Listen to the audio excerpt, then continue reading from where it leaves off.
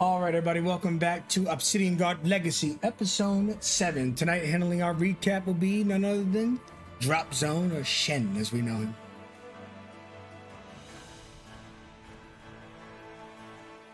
Dark caves and the smell of blood. That was what I came down to.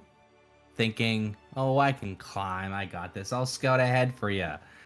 Get down and see nothing but crawlers.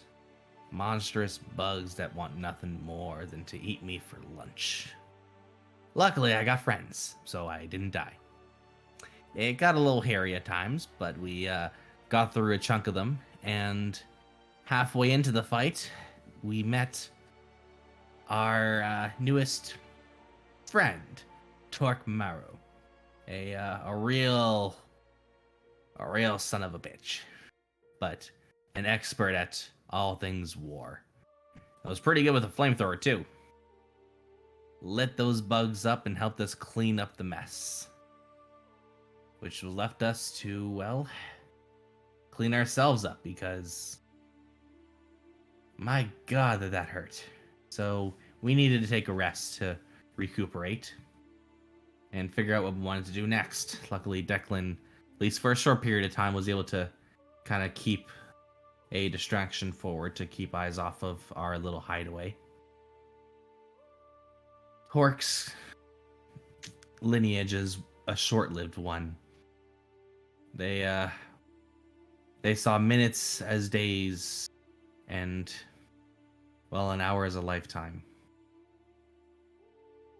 But in that lifetime we spent with them, we learned quite a lot of their fight. They did not wish to fight with the Carians and the Onkegs, but the war was brought to them. And fought as they may, most of their clan died out. Partially due to one of Torque's not so ingenious war plans. We kind of took the good from what they said, and mixed it with some, let's call it common sense. And common sense told us that we couldn't go in alone. Luckily, there was an armor set that was hiding nearby, an old secret weapon developed by the Centipedes clans. It was not easy to get there. We had to sneak by a group of Onkegs, sneak through a web of what were they called again? The Kruthiks hiding about, but with some distraction, some stealth, and some clever use of magic, we found our way there in a pile of rubble and dead bodies. The Crimson Crawler. But wasn't just an armor. It was the Centipede Queen herself, holding on with the last essences of her life force. That last essence was passed on to Petra as the first remnant of our legacy. With this great power in stow, we fought forward and eliminated the threat of the Kruthiks, bringing the underground to a somewhat tense stalemate. No risk of the Onkegs and crawlers fighting to reach the surface. Now they can live in a tense harmony, but harmony nonetheless. Our job was done, and so we returned to the surface, saying goodbye to our friend Torque, knowing that we probably will never see them again. But they are very helpful. Honestly, would not have made it out without them. And now that we pick up the pieces of the damage dealt to ourselves and the damage dealt to the poor young alchemist who lost so much because of this, we begin to wrap up our time in this city and continue on letting their story be told themselves and letting our story continue.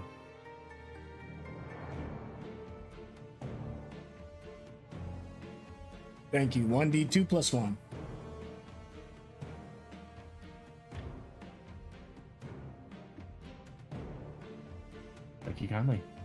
Excellent. Maximum Inspirato in our games are allowed up to 3 inspiration. I'm sure you'll make good use of it. Never on myself. I appreciate a good recap. Brings us into the mood. Let's arrive at the alchemist shop proper.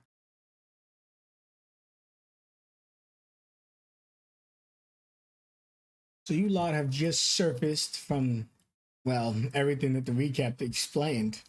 And the floor is yours. You can see right now, to set the tone a little bit here, the guards' mouths have just dropped. One of them even lets go of his weapons.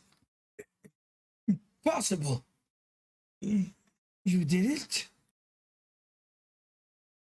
More or less. There are still nasties down there, but we kind of put them back into a more natural state, so they shouldn't be chasing themselves up here anytime soon. Still, be gone in that hole for a few hours. No one has ever survived. Inform the lady quickly. And one of the guards nod and run off. Depending on who you ask, it felt like a lifetime down there. Akora sets down the guard he's been carrying the entire time. Oh, I thought you handed him off to Petra. Maybe. Because I remember coiling up and I knew My son of... tinnitus makes me forgetful. Does anyone how have it any works? medicine? There's might still be a able to- survivor. I still got some juice left in me. Kaishan will use a healing word to help bring him back to consciousness. Sure. Max hit points for him. You'll see a couple of the flowers on the ground begin to grow a brighter shade of color, but then immediately start to wilt as the energy from them is infused back into his body. Nero, where are you? He pulls a knife out. Hey, Hey. hey. It's okay, Philip. He does see this giant monkey face just right next to him. Hands are up and going, we're friends. We're friends. Where's Mero? I'm sorry, but there weren't many that could have been saved. Luckily, you were still in one piece, and we were able to get you out of there. Well, it was mostly me, but yeah. Did you save the baby? There was a baby named, had the honor of naming, to save the parents. Named him Torque. Wee little baby. Orc was a mighty warrior that saved us and you. God damn, I've been gone for that many years. Torque wasn't a human child or elf or whatever. He was like, yeah, Oh, man. I'm sorry about that, Philip, but I'm pretty sure Torque is dead. So I haven't been missing for 30-something years? You have not, Philip. A couple days. Oh, thank God. A strange species. There are still many more of your guardsmen down there. There should be rescue teams established to get them free of their webbings. I do so carefully. I don't know how long any of the living ones will last, if there are any left. Like I said, they're not all gone. Well, we don't know the temperament of the Ankegs or the carrion worms. Might be more risk than most people are willing to take. It might be more of a question of how long till they get hungry.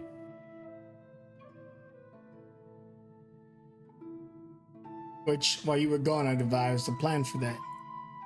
I'm impressed that you've all returned. Thank you very much. As intelligent as you are beautiful. Nice to Gee. see you again, Eleanor. She smiles at you and she'll take a whiff of this, Declan. She opens up this potion until you smell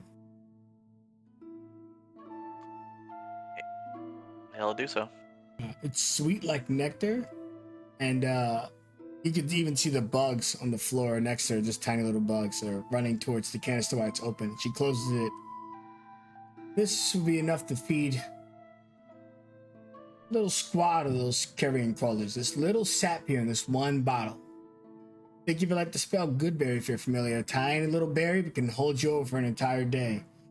If they get hungry again, instead of fighting them, the guards will be chucking these bad boys. Not only will it allure them with the attractive scent, but it will make sure that their hunger is staved off.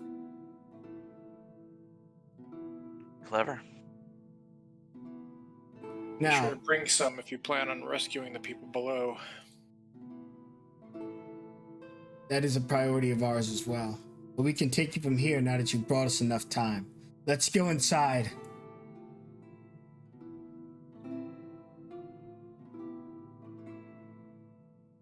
I'll have to grab your reward.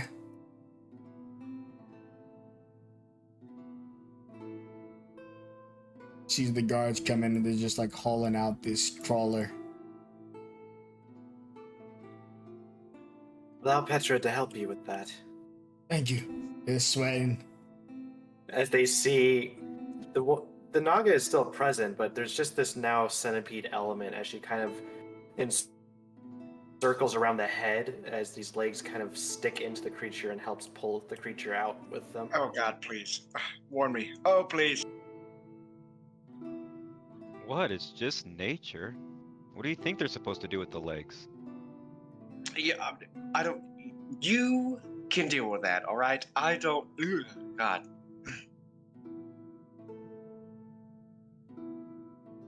All right. As promised, I told you I had enough ingredient to make one of these 2 potions. Why don't you let me know which one you want? And she's going to show you. Well, she has a poison. She has a potion, a special potion for you, but she also has a poison for you, based on the creatures. So you can select one of these poisons, and you'll still be getting a special potion. Do you want? There is a single use of this, of an aim keg, or the carrying option.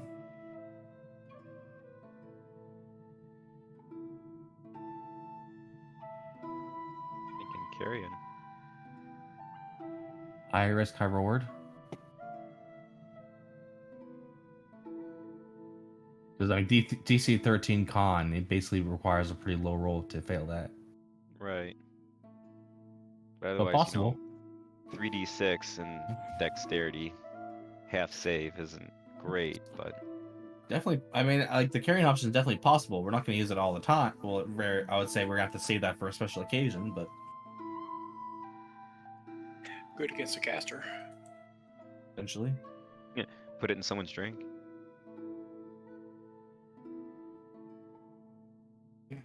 So it seems like we have some opinions for the carrion, but not the other way around. So going once.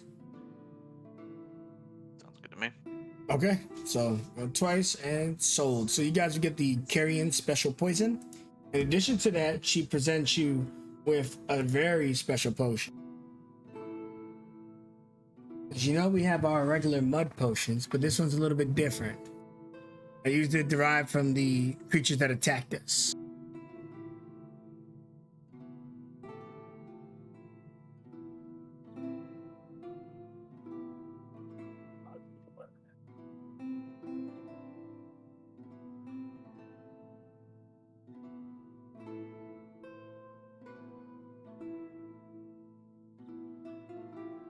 Explain, see what it does as you guys read over it and stuff. It's a net fight for a little bit. Very powerful secondary form that when it explodes or is slain, you get 1d4 of her Mox Muds out of it as well.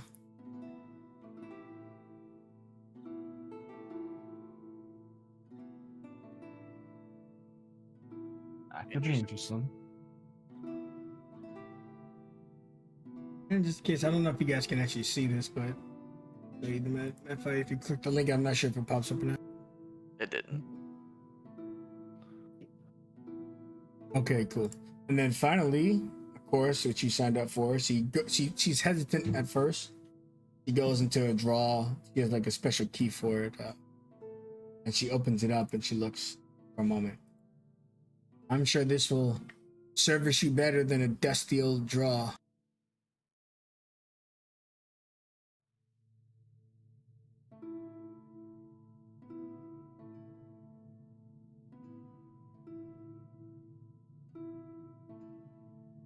that's everything. Rex will look at that and then look over at Akora. Well, don't think we can do much for the hearing right now, but at least this will help your eyes. What? I mean, he kind of looks over at Eleanor and doesn't want to say this out loud, so he kind of like whispers, "But they look so dumb." What do you mean they look dumb? They look like owls beak. He puts his Soda's hand over- stumbling around in the darkness. Where are the things? Aren't you too? I am not. Don't mind the bubbling buffoons, Eleanor. Hey, I tried to be tactful. I mean, if you don't like them, I'll give you mine instead. And they serve the same purpose, and I'll take the owl set. What do they look like? I blew up her token so you can see she has them on her head. I mean, they're goggles, so they're gonna look, at least, no matter what, they will look like goggles. Take the owl. Take the owl. Hell yeah. Just honestly, I don't know. I feel wrong taking this from you. You know, family heirloom. I mean, I Just can't, think, Cora, when you're not wearing them, you can put them on your head and it'll look like you have the ears. and I can't wear both of the sets. I have my dad got me my own, and so I'm okay with parting with one of them. This is just a precious memory, but there are many affections here to remember him by. I don't want to take it from you. I don't want to do that.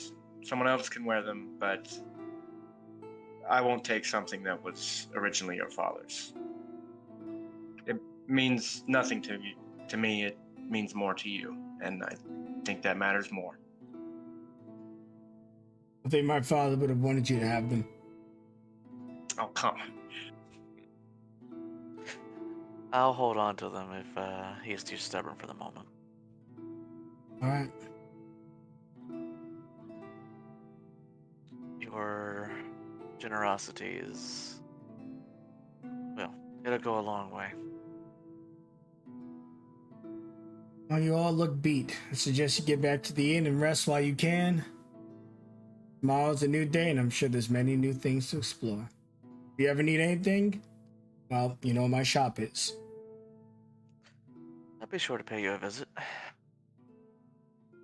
I want to learn how to make explosives, so. I told you it'll take me about 7 days. Why don't you take a few to rest and then come back?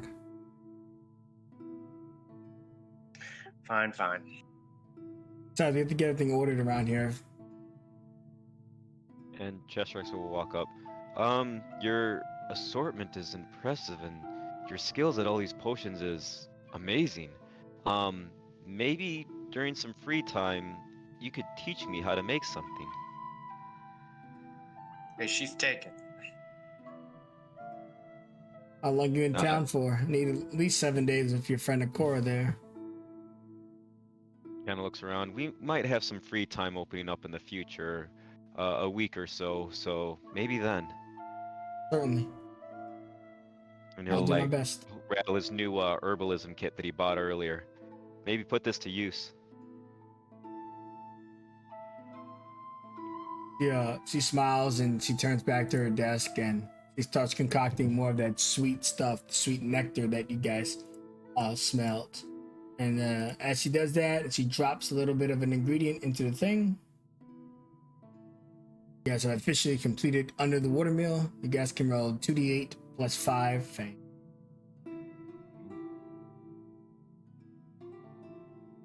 Two times in a row. Followed by a big ass 17. Oh, well, you guys are actually 15, yeah.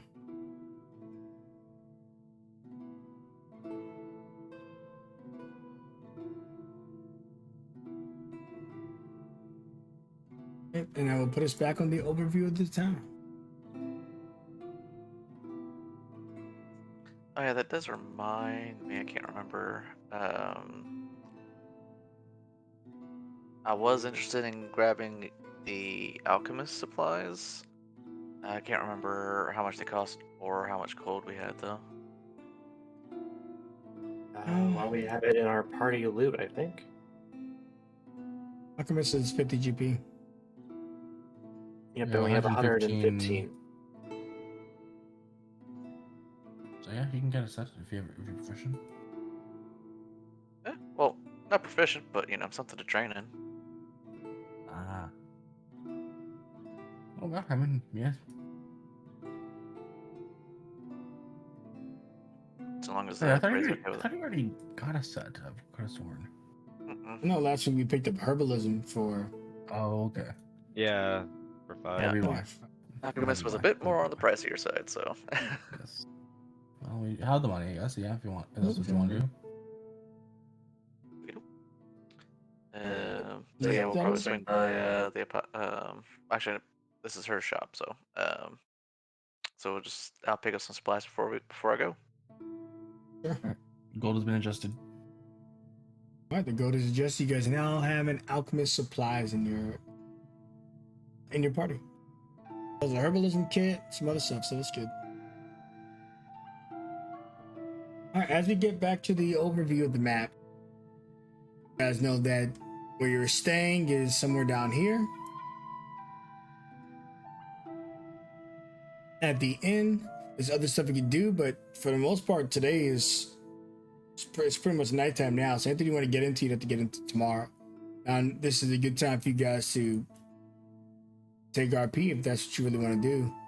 Move you guys to the bottom. But we're gonna go into downtime here soon. I know you guys expressed want to do that, so.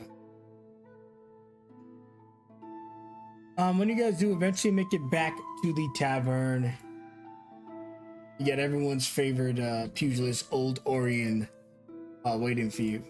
He's at the front door, and you see that the people are starting to leave. They're starting to leave the facility, and they're moving back into broken homes that are patched up enough to survive. Orion tells all of you, good news, folks. Only got 2 of you to a room now, unless you like sleeping together. No, I'll take something a little bit greener though. A little bit more privacy is always welcome. Just you decide who wants to be where. But yeah, top floor, most of the rooms are free, just enough for you guys to share. You got a bit of a big party.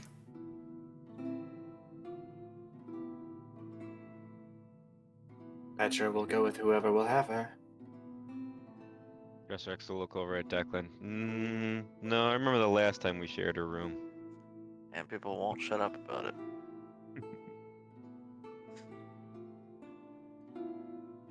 Aishin takes one of the rooms and kind of starts using magic. Uses minor resuscitation, I think. Or, let me double check my cantrips. God. Aishin, what did I give you? What did I give you? Minor illusion. He used minor illusion. Kind of starts making couple like flute noises to harmonize with. He just took a spot and he's making a little music for himself and leaves the door open if anyone is interested in sharing a room with a monkey. Ram, would you be open to sharing?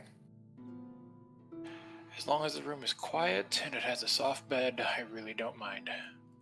She was wondering if she could ask you some things before turning in tonight, and also, maybe all of us should share a drink together before we all part ways.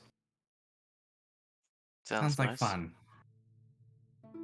We got a special bottle together. I don't got anything as good as last time, but there's still a few quality tops around here. Give me a moment. Get you all situated. Once you get by the bar, place is pretty empty this time of day now. Things are not normal, but people are getting back into their normal routines. She is really happy to hear that for your people. Absolutely. Can't wait till I can repair my old spot up the street. All the way back in Downtime, Main City. Maybe she could help you with that since you are offering the teacher how to refine her combat. Or it could be anytime soon. Capabilities. The whole place burnt down. It's gonna be a few months for that place to rebuild. She understands. Alright, I'll get that body. You guys get comfortable. Petra will come up to one of these round tables and kind of just settle down so they don't need a seat. And she just takes in a deep breath. She has experienced so much in just a few days. Just a day before meeting all of you, she was running for her life. Funny how things happen like that. The harshest of tragedies are often what brings people together the most. She still Yeah. worries, though. Feels like we could have done more. You could always do more. It doesn't negate what you've done, though. Sometimes circumstances are too difficult to change on your own, no matter how hard you try. You just deal with the hand that you're dealt to the best of your ability. Does Declan experience moments like these often? Not often, but it's definitely something you remember. Always so elusive. Tell her something specific. Tell everyone something specific. Maybe another time. Yeah, what's your favorite color? Purple. She is trying to let it go, but she deeply worries for those people in the woods. Troglodytes rarely ever hunt by themselves, and if we're still, it had children. If we left that unchecked, that could be incredibly dangerous.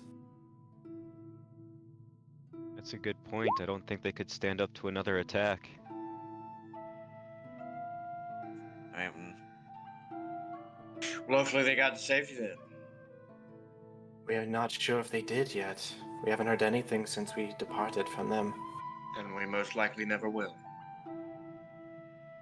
She just hopes she didn't make another mistake by simply hoping for the best. Their lives, whether they live or die, is not your fault. You know, we did the best we could, other than staying there with them the whole time until they found a new place, which I seriously doubt many people would like them since they resorted to raiding. Akora really- does have a point. At some point, the birds got to get kicked out of the nest. Whether or not they're able to live and survive is up to them now. Yeah, nature and all that bullshit. Troglodytes aren't the only scary thing in a forest.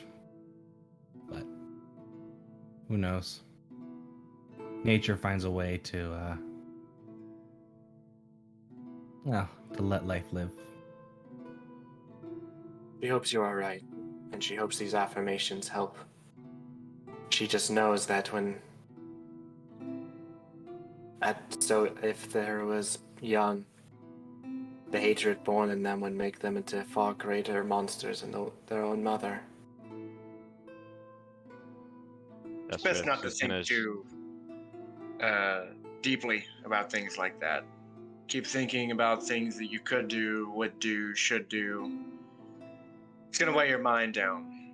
It's gonna grind you into a fine paste until there's nothing left but self-loathing, hatred, and sadness. Best not to hang on to the past. You speak like someone familiar with all of these things. We all make mistakes. Yeah, that's what it means to be immortal. Mortality is just making mistakes until you get it right eventually. Sometimes it's just how you are. Petra, I don't know what to tell you, but in my experience, wolves only breed wolves. In her experience, Nagas breed monsters. People can be monsters too. Remember that. She just hopes to not add to the misery, is all. You didn't. You didn't. Anyway, I am going to make bombs. Have a good day. Yes, because you don't have enough tools of destruction on you. Oh, I love it. Never enough. All right, well, you just come back in one piece, deal? No deal. Well, Me then see. I'll see you in 2. You can wait till the morning. It's kind of waning. At least give me time to couldn't heal. I? At least give me time to get some more spells back so I can heal any mishaps. I could wait, but I heard there's a certain paladin trying to get a good night's rest, and I love raising hail. Tell you what, I'll Petra, you're wanting to hear, specifics, and while we kind of were all dancing around subjects, I'll tell something a little more specific of a story.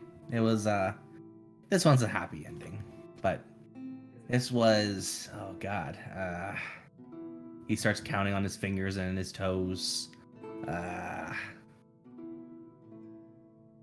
12 years ago, maybe more.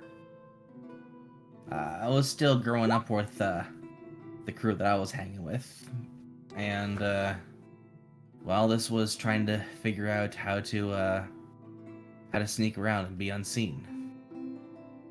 And the first things first was to. Well, I was told I needed to sneak into the house of the girl I like and lay flowers. I didn't realize that was a bad idea at the time. I just said, okay, I'll do it. I didn't really question what I was told back then. I just kind of did it. They said it built character. All it really did build was pain tolerance. It was, well, turns out she was very proficient with a frying pan. What got me caught was, just as I climbed up, which was the easy part, I did not realize that she was a fan of wind chimes. They made a really great sound, though. I mean, don't get me wrong, they're beautifully tuned, but the minute I opened the window, ding-a-ling-ling-ling, and then I was done. The funny part was, even after all of that, she still gave me a chance. I have no idea why. Well, Aishin has a beautiful heart. He's a beautiful man. It's only right. Yeah, I mean, usually you don't get another chance when the first meeting is sneaking to someone's private abode, but you know what, I'll take it. What happened to the flowers? I don't know. They're still in one piece last time I saw her, but, by this point, either they've been replaced by other ones, or there's a vase left empty somewhere back in that town. Sneaking around women's houses reminds me of me just a few years ago. Is this a common thing everyone does? Depends on the crowd you're with. Hmm. It was a more fun time. Well, other than these raunchy humanoid stories, Cheshire, why don't you give something unique? And Petra will give you something unique. Something unique. About you. He'll just kind of lean back. I mean, there's really not much to tell. I was in my grove and, well, I was actually happy in my heart tree, kind of growing and content with the world. And then one day I was just thrown from it, and looking around, I just kind of, and he just shrugs his shoulders and scratches his head a little bit, just kind of meandered amongst the animals, amongst the plants, amongst the trees, until, I don't even know, days, months, years. Your timing is very hard to understand. I'll just gesture over to Cash, and this one kind of came crashing in. Not as sneaky as he thought he was. I mean, listen, It's hard to sneak around when you have more traps than a fucking thieves' den. Well, Well, with all that time then, what is his favorite animal? I don't understand. A favorite, I mean. Which Nature's brings the so most joy when you plentiful. see it? Mm, that's such a strange concept, Petra. A favorite. That's kind of like saying, I don't know, which breath is your favorite? Which ray of light is your favorite? It's how it is all combined, how it all comes together. Nature in its harmony, it's all so beautiful. He does make a really cute squirrel, I'll tell you that. Mm. Oh, I even fit in his pocket sometimes. I wish he would Oh clean it. man, I do Gosh. now. Sometimes the innocence in you makes me nauseous. It is very Listen, But you're beautiful. off he's Cora. making bombs. Moms? What about moms? No, My no, mom? it's tinnitus. Bombs. Oh, bombs. Yes. Are we making them? We were sharing stories amongst each other. He kind of throws a firecracker into the air. Well, I mean, what kind of stories? Are they real, fake? They're our It's been favorites. real so far. I know a fun game. You guys want to play a game? We are currently playing a game. We are giving stories. Oh, that's not a game. That's storytelling. And it's still fun, so it counts as a game. There's no competition. It's got to be competitive. Well, how about whoever likes one of our stories the most, we have to buy them more alcohol, I believe. The fermented grapes. It's wine. That's Ale what I and said. stuff is from grain and other stuff. Do they have wine here? Where you Cora. people are part fungus, all the rotten food that you eat. Cora, what is your favorite memory then? I'm not sure, really. I spent a lot of my time training to be a knight. Before that, obviously, didn't pan out, or I wouldn't be here. Would you say you lost? I suppose lost would be putting it lightly. But yes, I did lose. So, you're still a squire, Cora? I mean, not exactly. If you must know, I am royalty. Go ahead, bow. You can do that. He did not take you for the one for the higher circles. Obviously. My temperament has changed greatly since back then. A lot of things happened. People died. Got in big fights. So what Not much of a knight anymore. What high circles do you hail from? None that matter anymore. None that would have me back. Ones we should avoid? Well, I'm not sure about that. Not like they're out to kill me. They just disowned me, I suppose. I'm not a part of the family anymore, so I guess technically I'm not royalty anymore. He understands that feeling greatly, Cora. She was a knight, or at least she still believes she's one. She does not know she gets to call herself that, though. Well, Petra, I know you've had a hard life, and this may seem a little bit cynical when I say this, but sometimes I think it's a blessing that you didn't grow up with a large family. Because sometimes you have the pain of losing them, and sometimes it's just not worth it. Petra could have had a large family, but her kind have to take a responsibility when her sisters give birth. If the creature brings violence or evil into the world, we must kill it. So she understands. It's gotta be tough.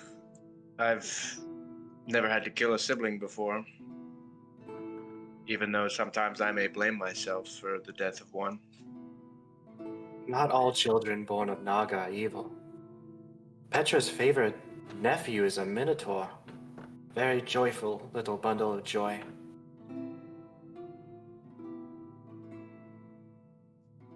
I bet I could put saws on his horns. You bet he would giggle at that. A minotaur, Mm-hmm. not to be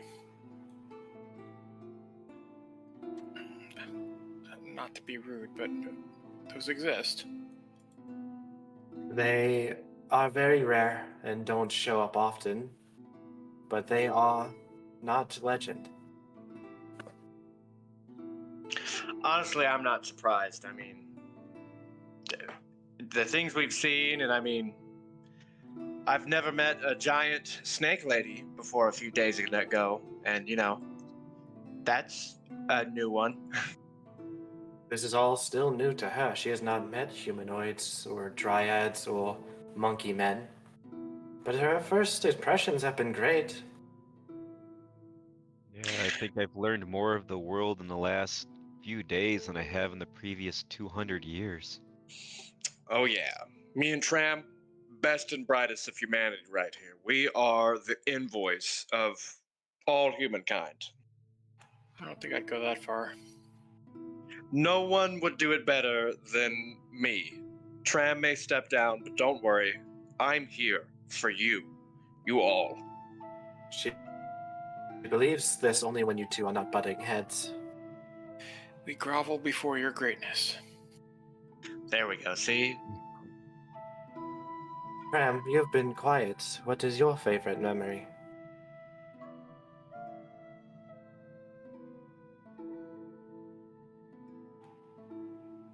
I don't know that I have one. My life has been reasonably similar to Akora. A lot of my life has been spent training. What were you training for? Because it's what I'm good at. I'm not royalty like Akora is or was. Our house may be famous where we're at, or at least we have high station where I come from, but that's just from our small little area, our own little niche in the world. It doesn't make us overly important. We are just a family that's risen from the lower ranks to get to where we are, and we have our certain situations, and I happen to be the protector of the family. What's got you all the way out here? Losing part of my family. That sounds difficult. Well, it has been, though, based on recent conversations that we've had, I might have a bit of a lead. If you desire any help at all, Trem, know Petra will always be here to help. Well, I may need your help more than the others here. We're going to be heading into a land that I'm certainly not familiar with. Don't know that you're necessarily familiar with it, but it sounds like it might be something you're a little more used to. Her kingdom was a nestled spot within this land, but she did not venture all of it, for even for her it is a very dangerous place. We stayed in a temple in the caves, far from the main areas. I understand. I don't mean to assume that you would know everything about the area, just because you were from there. Her people are a sect of good Naga, chosen to be better than what our blood demands us to be. But there are still many who choose to fall to the easier nature and bring only pain and suffering into this world as their choice. That's such a strong call. How do you and your sect resist it? It takes time, it takes training, it takes teaching and patience and a kind heart to do it. My queen, she was once such a person. And when the Merilith came, she took that kindness and ripped her to pieces.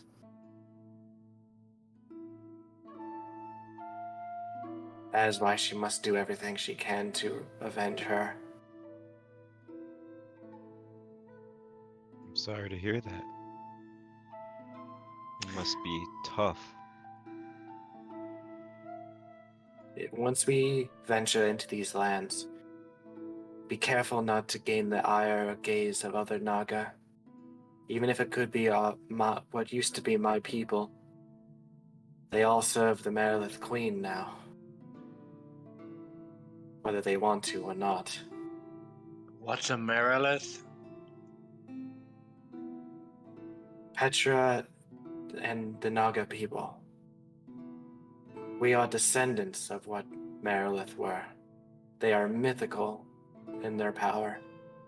A woman adorned on a snake body, but far greater in size, possessing arms that range from 5 to 7, all usually wielding some instrument of death and pain.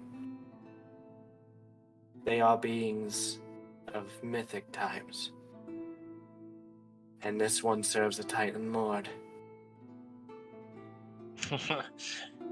I mean, why would you serve something, cast out? Titan Lord's been gone for however long that is they've been gone. To gain greater power, or it appears. It's like asking an inmate for for power. They can hardly help themselves. That is the truth, however. Diagabao has this Merilith as his servant. She doesn't know why yet, but she will find out.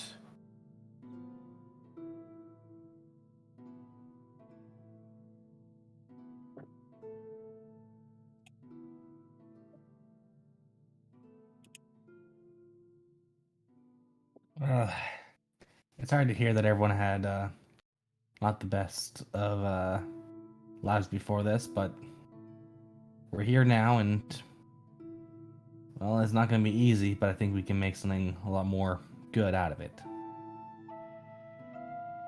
She believes in that. She does not want to give the wrong impression. She has had a good life, for the most part. And she just simply wants to return her people to those times. And she knows that with the help of the god, we can accomplish this.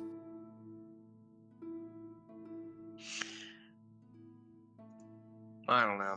I'm kind of worried. The guard will obviously want something. They won't just, help us out of the goodness of their heart. Petra is willing to trade anything to save her people. Be careful, because they might ask for everything.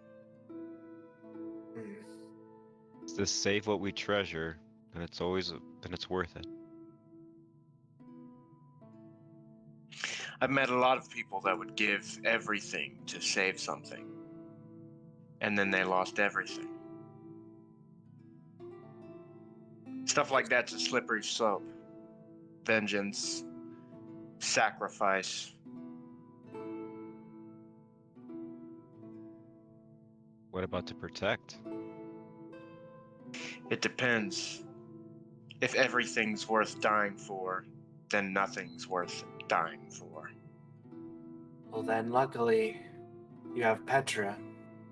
Things are very easy to navigate when slippery, as her tail kind of wraps around the table. Unless that slippery is a rope. True, she is still having the Let's difficult not talk time about climbing. ropes. Predator Yes. doesn't concern about becoming the prey. We've proven ourselves so far. Actually, Petra, you can just work on your upper body strength and just lift your entire weight with your arms. That's That what how she's that going to works? try and work on with the pugilist that's willing to train on her punching abilities. Okoro, how about you try tying an anchor to your ankles, and then you can try pulling up a rope. I mean, why would I do that? It's down. Compare your lower body to hers. Then you might get the idea. Yeah, but she has to because she's, born that way and it slows us down in combat. So, yes. Well, I mean, Petra means she doesn't mind taking a bit of a fall to get into combat quickly, as she showed. Yeah. Yeah, not but- preferred. Yes, not preferred. Would Akora prefer to be in the middle of all that? In the middle of what? In the middle of that mess that she found you in? I mean, I was in the middle of it. We were all in the thick of it. She's always going to protect everyone. There's no need to worry that much. And she'll always get stronger. Just try not to fall flat on your face when you do it. I mean, her face is really durable. Declan, I can hear his tears germinating in his tear ducts right now when you say that. She does not believe this. You have tinnitus. You're very quick, you know that? It's as her sister says, her humor is like a diamond in a crystal desert.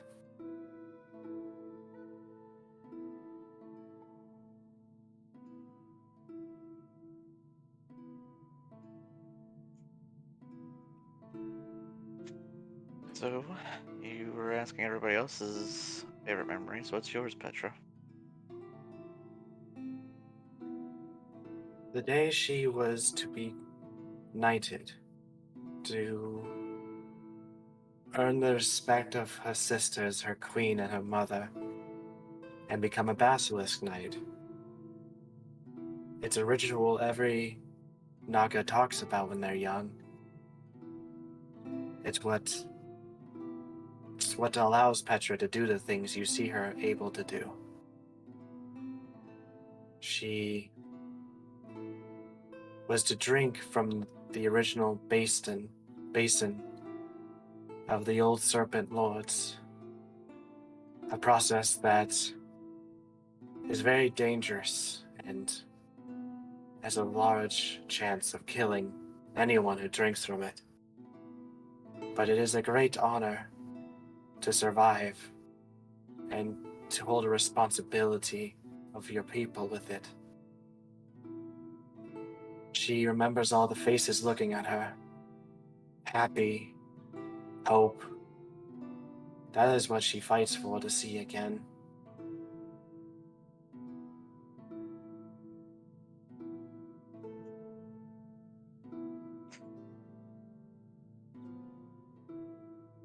So, these forms you take, it stems from that old serpent blood.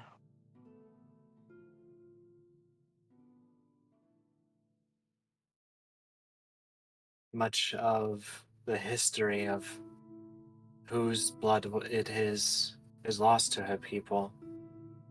All that we know is that they were old lords or offspring of the great serpent Shara, said to have sacrificed his form to save this world against a foe long ago.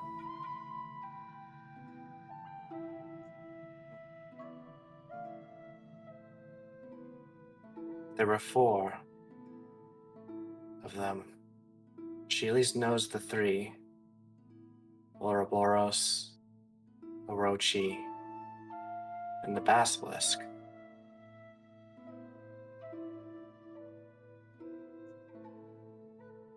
Sorry, I was just a little curious. I never really asked you much about these transformations you undergo. But I always did find them fascinating. She hopes to harness their abilities more in the coming conflicts, but It takes its toll. If she is not careful,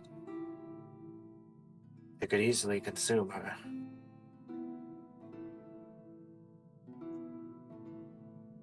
Sounds a bit frightening. She is trained most of her life to control the base instincts, to ignore the call.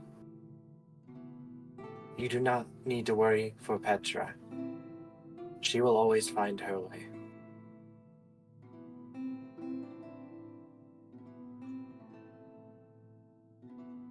Well, somebody has to look out for you. Can't always be the other way around. He appreciates the thought.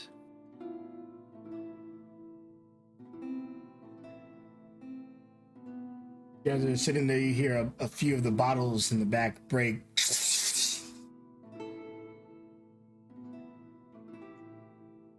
Everything all right back there? You hear a loud thud coming at the ground. Kaishin dashes back. Yeah, Tram jumps over the counter and heads back over there. You guys bust through the door, assuming someone would keep up. There's two, you guys would get there first. And when you open the door, see Orion's just on the floor, unconscious. A few bottles broken next to him. Healing word goes out to instantly kind of put some energy back into him. Sword and shield out. I'm looking around the room, looking for anyone. That's the weird part. It's the storage unit. The only way in was the way you guys came in. So there's no windows, nothing. But when you healing word him, he doesn't come through immediately, but he does eventually come through. I'd say while you guys are securing the room, maybe someone's invisible in there. You're looking around and stuff. Orion will come through. What happened? Hey, buddy. You tell us. We found you like this. Who was it? All I remember was I was trying to get something in. My heart started racing. I don't know. I don't remember the last time I slept since I was taking care of the people. Okay. Tram, you got more muscle than me. We need to carry this guy to bed. Put the sword and shield away and help pick up Orion, take him to a room. Kaishin kind of helps Tram because he knows that Tram's also exhausted, but he'll kind of slowly kind of lean on and provide some extra support. Yeah, you guys come out of the storage unit. He's like, yeah.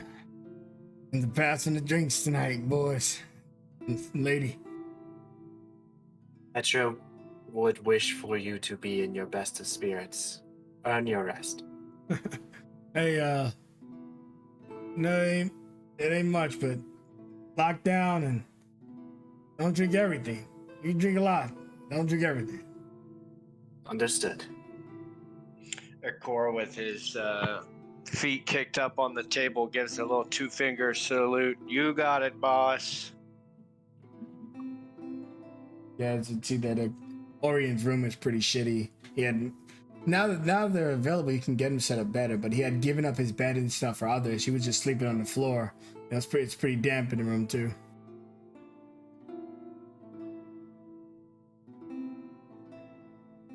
But I imagine you guys grab basic stuff, blanket, crappy bed, wherever you may find one. Also, not there's some available. Yeah, we'd find something that was a little better suited for a good night's rest. Isn't that many words for you? Just close his eyes and thank you. It's so good to have you back, Natasha.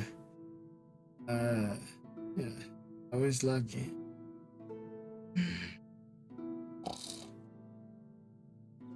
All right. Sleep well, old man. Speaking of, that sounds like a wonderful idea. I think I'm gonna go pass out myself. Might be a good idea. You go do that, bud. I'm gonna have a couple more drinks to settle the nerves, and I'll join you in a bit. Alright. Don't drink them empty. Oh, I won't. I'm not that heavyweight. I think I'll go get comfortable myself. Um, don't care who comes in, just don't make a lot of noise.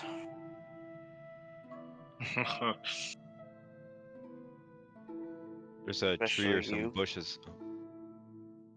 Oh, go ahead. I just, he looks at Ikora as, he huffs. He just says, especially you looking at Ikora.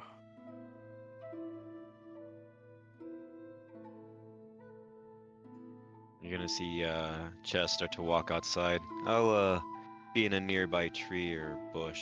Still never felt comfortable sleeping in these places. All right, just be within earshot, eh, Chester?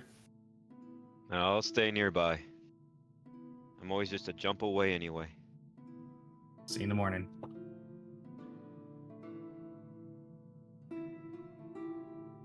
Kind of walks up towards the table again, sits down, grabs one of the bottles. He grabs one of the cheaper ones just so he doesn't. He leaves some of the nice stuff for Orion, but grabs something cheap just so he can have a couple more drinks to kind of slowly let the night pass. She wonders if this is any more potent than the viper juice that people drink. Oh, probably not as strong as Viper Juice if it's actually Viper Juice. Oh, of course not. It's more of a plant or fruit distilled. There was Ooh, a that'd be sister once that good. did attempt viper juice for reals, and it did not go well. This is looking at the bottle. So this is distilled from grains. Not as much sugar in grains, but if you distill it right, it can get I usually like, a third potency compared to, like pure stuff. You She'll can try get pure, to. but it's not She'll tasty. she'll try to sample a little. She worries that she may just drain him dry, considering she gestures to all of herself. This is mostly stomach. That's why her people can eat so much. Yeah, but isn't it really long? Mm-hmm. So I mean, volume-wise, it's less or like the same because of the length. Mm-mm. Hmm. Well, bottoms up. She'll take one of the cheaper ones and kind of uncork it and take a swig of it.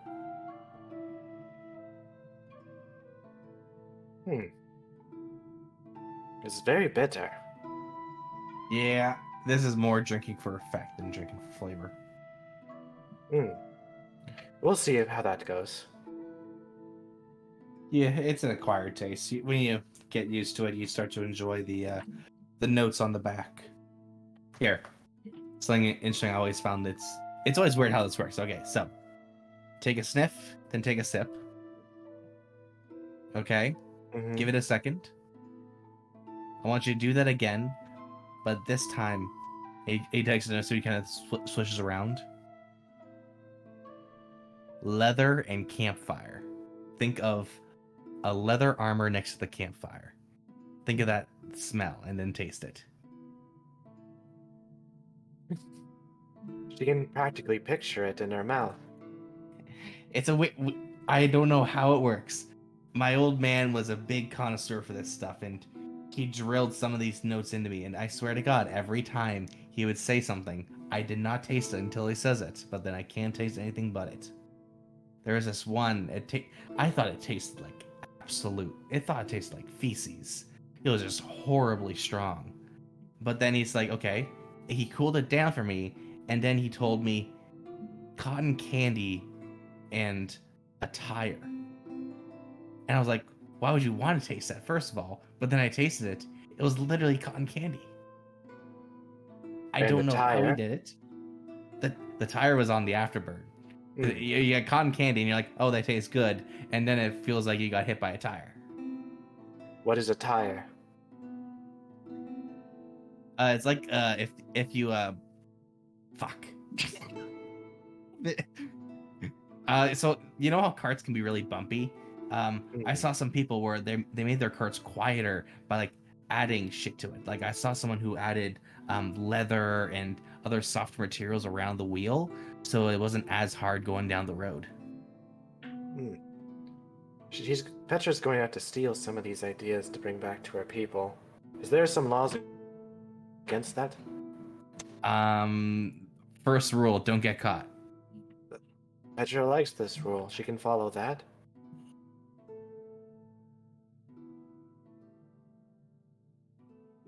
Aishin is certainly one of the most interesting creatures she has ever met.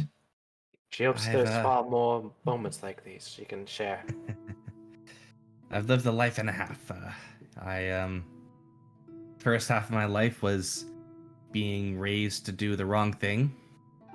Second half of my life was running from it, from the bad things I did, and now I'm on phase 3, accepting the shitty things I did and trying to leave a little bit of good behind in exchange for it. You speak as someone who has reached his apex in age. Oh no, not that far, but unfortunately, while it may not be a long life, it was one full of moments, and I learned to grow up fast. Petra understands that. She bets that that Kaishin cannot guess her age.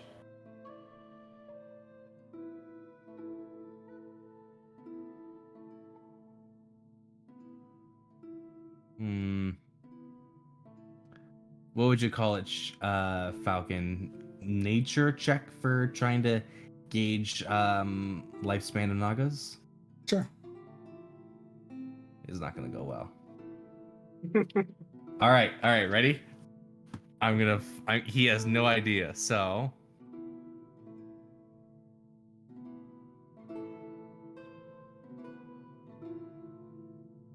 I would say, judging by how you act, I feel like you were considered an adult by your clan, what, 2 years ago?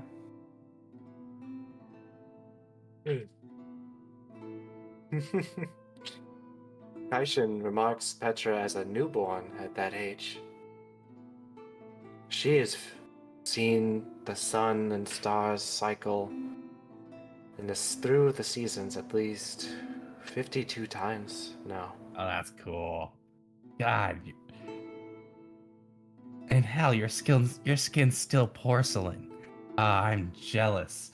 Listen, I'm like barely 20 and you can see all these, and he points to like the many folds around his eyebrows.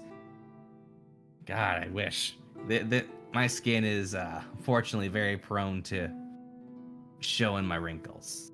And then he super exaggerates it, where he's already kind of a bit of a wrinkly face, but then he scrunches his face so much where it starts to look like his folds have folds.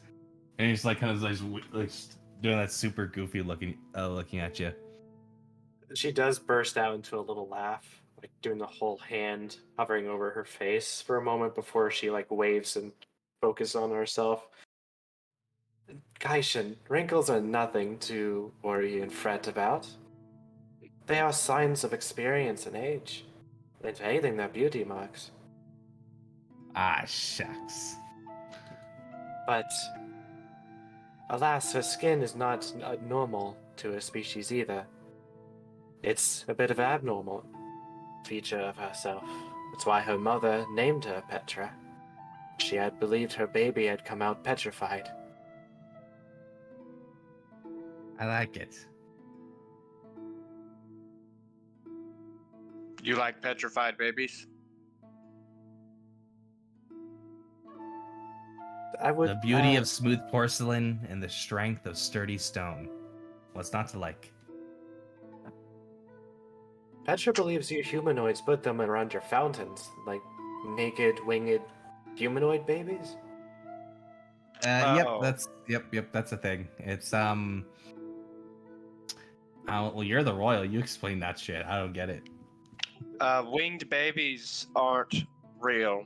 I know what you're talking about. They're a type of angel, but they aren't like actually angels. They're just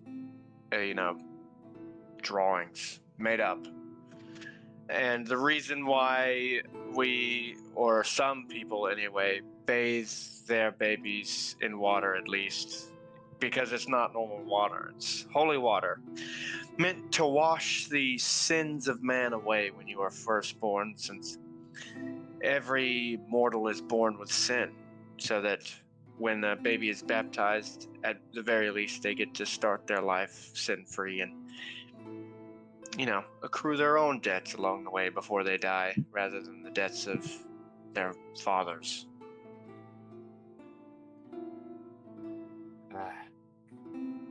Petrified babies only happen in Petra's culture when there's a basilisk involved, unfortunately.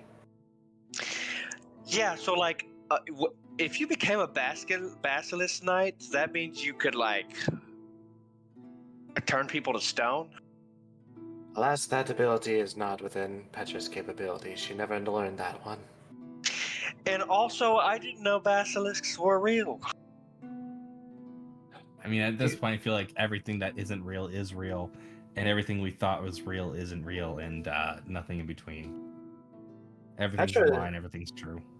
Petra's more than willing to tell you more about other monsters other days. One of her favorites is, favorites in the sense of just sheer strength, but also, unfortunately, unable to be goaded into peaceful lifestyles, is this creature that acts like a living vice grip, in a sense. His jaw able to cut through anything, swim through sand as if it was water. She never understood the term your people used for it, so she's unable to give you the proper name.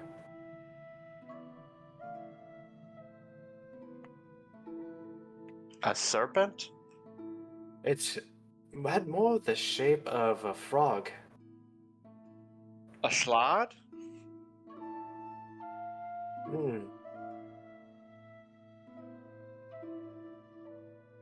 I didn't know those things were real either. Well, stories have to come from somewhere. She'll try to recall some other time, but she also feels she is overwhelming all of you. And I'm liking this, but I mean, a few days ago, a weird fire lady came and attacked this tavern. I mean, and a dragon, and there was a lot. I'm just taking it day by day. Petra thinks Akora's doing very well then. Better than most. I'm not dead yet. And she hopes that will always be the case. Well, I'm not immortal, so it's probably not going to be the case forever.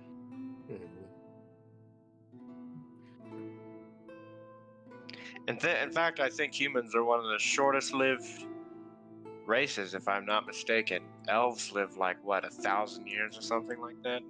Has Akora already forgotten about Morrow? Who? I thought that was Torque. Torque Morrow. Oh, yeah. I said one of, not the, alright? Petra worries they are most likely gone by now. Probably. I really wanted his flamethrower. Why doesn't Akora make their own flamethrower? I don't know how. Well, maybe that's something you can learn. I mean, do you know anyone that knows how to make a flamethrower? Dead. He's dead.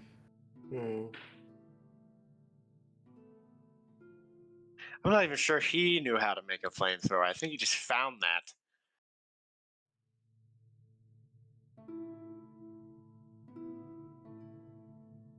Anyway, I'll leave you two to your drinking. Everybody's trying to sleep.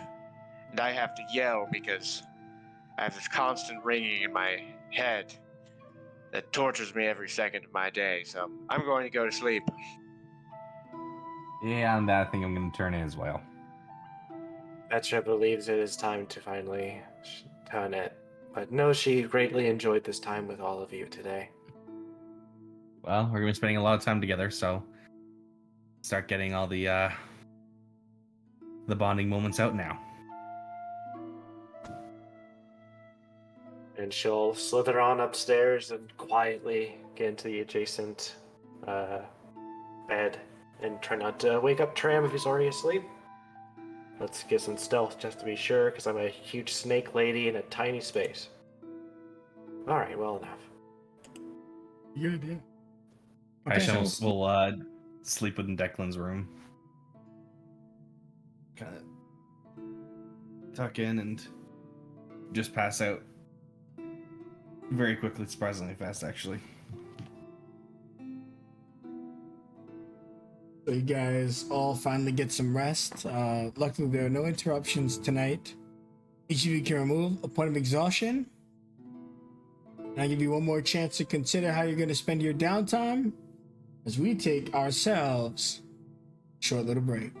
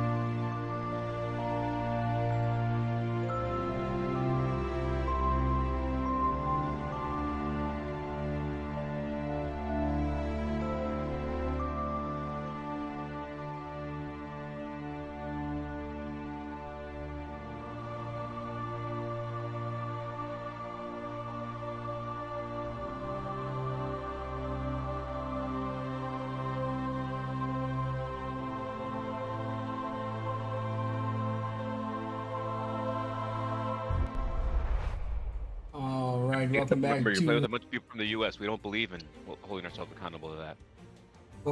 the session. Just got off our 10-minute break, and now we're going to go into what the kids will be spending the next few days doing. I'll talk to one of you each at a time. If someone likes to piggyback with somebody else, that's fine. You can jump in. But just so I know what we're doing, let's put this on the overview. City, just so we know where you guys are going to be at. So how your names are presented in game, which usually is Jay just first in all my games? Apparently. Who determines the order of that? You just start bottom- going backwards. Yeah. Who determines the order of that bottom bar? What does that work? No idea. Jay's like I'd say always use your first script down. to pick, but we know how that's going to turn out too. You know what? That's actually a good idea. We're all about this. Oh my god! You'll see on stream. You can't make this up. Dude, I dragged the whole party and used the script. Do it again. Do it again. No. It's impossible. This script is fucking amazing. Okay, Oh, god thank damn. It's God. working. It's Oh, working. thank but God. Dude, that was just fucking wild. That was beautiful. 1 out of 6 chance, just like tramp.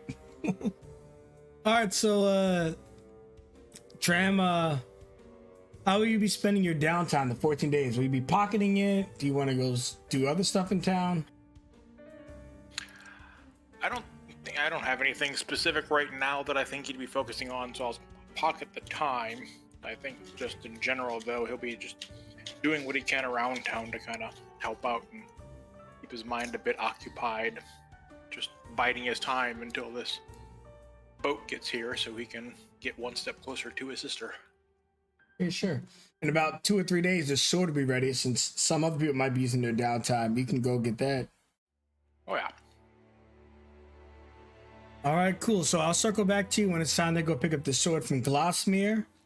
Petra, you're next up. How will you be spending your downtime? Petra, when Orion has gotten a couple levels of exhaustion down, eventually he would see Petra slithering up. She's not wearing the crimson carapace armor at the moment. She's more in those typical training garb, white bandages around her like knuckles, like very simple garb, as she will go up to Orion. She is ready for your teachings if he is ready to begin. Sure. I think for the first day, it'll be mostly instructional while I recover. But it'll be more than enough to get you on your toes, or, well, you get me. Of course, humanoid phrases sometimes don't translate, but she is smart enough to know what you mean. He begins to go into what it means to be a fighter and why he enjoys being a pugilist and how effective it can be for you. And over the next few days, let's see here. Are you proficient in any wisdom or intelligence skills? Both are my dump stat. But do you have any skills or no? Intelligence or wisdom based, or I have history. I think I could use history here. Okay. Mostly after session stuff, you recalling the information correctly. Give me a history check. Oh. Okay. Give me another one. And one final check. Okay, 10 is the average. That's really what you need for his one-on-one lessons. So as long as you're not getting less than a 10, you're passing. For every 2 days or 2.5 days, you made one of these checks. So you'll be able to finish it in the expected amount of time, which is 7 days, to earn the basics at least of striking and whatnot. As she starts getting more and more understanding of it, you can see that her nimbleness has increased a little bit with whenever she's not using her weapon, as she kind of uses the sway of her whole body to lean into these punches. So it's not just her upper half punching you, it's that whole snake half pushing in with these strikes as well, as she begins to understand it more. And during one of these trainings, she would want to turn her head over to Orion as she's like probably punching some target, When did Orion first learn some of these? Oh yeah. I was a little boy and had no weapons around the house. Had these hands. There was always another bigger boy trying to come at me. Learned to defend myself. At first, it was really rough around the edges. Caught the eye of someone not too different from the man I became. He trained me in the way of the fist and showed me that even a hand can be more deadlier than a sword. And that's what I've got here. These things can break stone and steel. They got me to my old age, which is more than most people can say. That's pretty much the gist of it if you want the short of it. She truly admires his spirit. She is so happy to have encountered a man such as Orion. He gives her inspiration. That for wherever she's going, she'll carry his strength through her fists. Yeah. Shame we don't got more time. I know two particular styles of combat that you may be able to learn in the future if you ever have time and get back around these parts. If Petra aims to accomplish what she's going for, she'll most likely return if she ever is needed in times of danger. She hopes this will truly not be the last time. I mean, what are you gonna do the next 7 days? That's when your boat arrives. We could pocket some of the information you need right now. I'll show you some stuff. She would love to. Okay, and he'll absorb the rest of your downtime, which means it's 14 days of activities. So you sure you're good to go? You're not getting anything right now, but it'll be a head start for the next time you meet Orion. Sounds perfect to me. Okay, so he shows you some stuff. He tells you that he's the master of the Thunder Ape and the Magma Beast. And he shows you a technique. He takes you out into the field. And now that we're talking like 7 days have passed, he's no longer exhausted. You see him he walks over to a big ass stone. His hand becomes as hard as iron before getting kind of cast iron red and stuff. And then it gets enveloped by lava and he punches the rock and leaves a crater, like a hole, melted hole in the middle of it. This is amazing. She has never seen such strength before. He smiles. Oh, you're an adventurer, right? She thinks she is. I'm a retired adventurer. You got all these stories you're gonna go on. And I've got so many stories I already tell. Enough that I don't need to adventure anymore.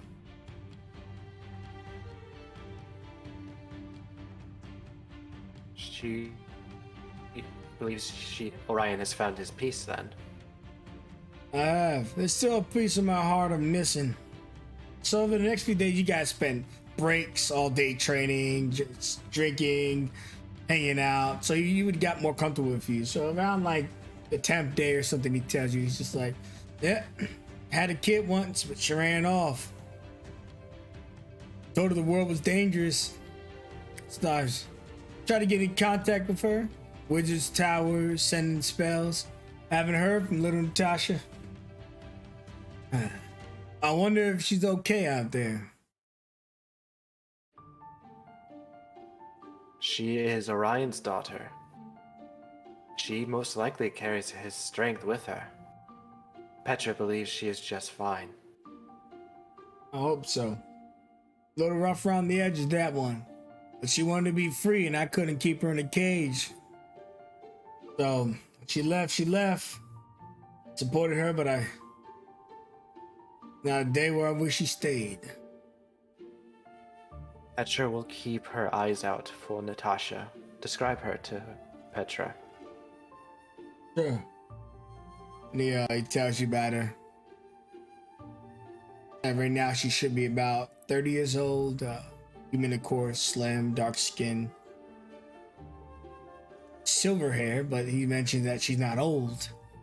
She just has, her mother had silver hair or whitish hair. And he smiles and he's reminiscing about all the stuff. And it's just a few years since I've seen her. But you know, I taught her my styles. So if you ever do find her and she cares to teach you, you pick up the pieces that we set down today.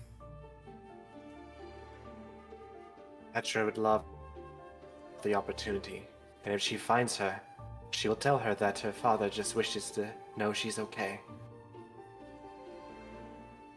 All right, now get off that tail of yours. Come on, let's do this. Oh, very well. Let us begin again. And you see them, they're like, anyone who would see them, she's doing like a shit ton of tail swipes, and Orion's dodging, ducking, and weaving, and showing her like basic defense and throwing jabs, and they're both just fighting until the sun sets. And of course, in between classes, she'd have time to talk to you, but for the most part, her 14 days are drowned in becoming proficient as an unarmed striker, and the ability to now grapple people and constrict properly. Yeah, I can deal bludgeoning on the start of their turns while they're constricted, and it's amazing. It definitely fills the fantasy, right? Okay, And so go ahead. Does the tail also become a D8 as long as I'm not wielding weapons? Yeah, so it is important that you don't have anything in both of your hands, but it will convert to the appropriate bar. So it's a 10-foot D8 grapple D4. Okay, thank you very much. Okay, and those, if you continue that as course, you'll further improve them. So that was a bit lengthy, but we had specific downtime expenditure, so that's going to be lengthy for those people. Akora, Yee. you are going to go learn to make Molotovs for now, right? Oh yeah. Put you over here. So you would see Eleanor Mock. Her shop it's been about 2 days. She only needs 7 days to shoot, but she told you to give her some time. Her shop's put together and neat, and the guards outside are happy. They've managed to close up the holes. And you found that in the 2 days you guys have been gone, they've managed to rescue a lot of the people. They said Is that Phil there? someone down there named Fork helped them. Oh. Is Phil there? Yeah, Phil's there. Nice. I wouldn't find Phil. She turns to you and goes, so there's not much I can teach you in a few days, just how to make a chemical concoction with some alcohol and some of this material that we call gasoline. That's fine. I'm a quick-ish study, so. She sits down and opens up a few books. Now I know you think we're just going to get into a mad scientist kind of mood here, but day one, read. She puts the book in front of you. You give me perception or investigation to read these books. Oh boy. So the minimum is 7, but if there's 7 days to train, but it's possible you need longer than that. It's not just spend 7, get what you get. Perception or what? Investigation? Or investigation, yeah. Oh, jeez. Investigation it is. It's like mental stats are, important. Weird. I mean, he has wisdom. It's just he's not proficient, and his perception is terrible. Give me your second check. And your third. If it's a 20 or higher, we'll make up for that 4. If not, you're gonna need to spend 2 more days of training. Okay, so you're still going to succeed, but it is going to take you a little bit longer. So it would have cost you 9 of your downtime days, leaving you with 5 left? Yeah. And you could pocket those for whatever you want to venture into the future. But in the meantime, she does teach you some. You get into the Mad Lab situation. She's got all this bubbling stuff and all these flasks. She's showing you how to make them. And she explains to you that the Molotov is not as good as alchemist fire. That it's a bit easier to manage and to deal with. That alchemist fire would be the next step up. But here's what you get on your downtime training, as well as the ability to continually craft them in the future. But that they're short-lived. Once you prepare a Molotov, it needs to be made use of in that day, or else it'll just go bad.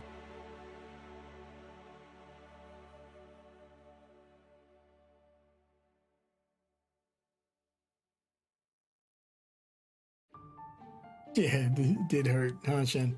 Okay, so you get your Molotov, and of course she would give you the supplies. She would give you enough supplies to make 3 of these on the road.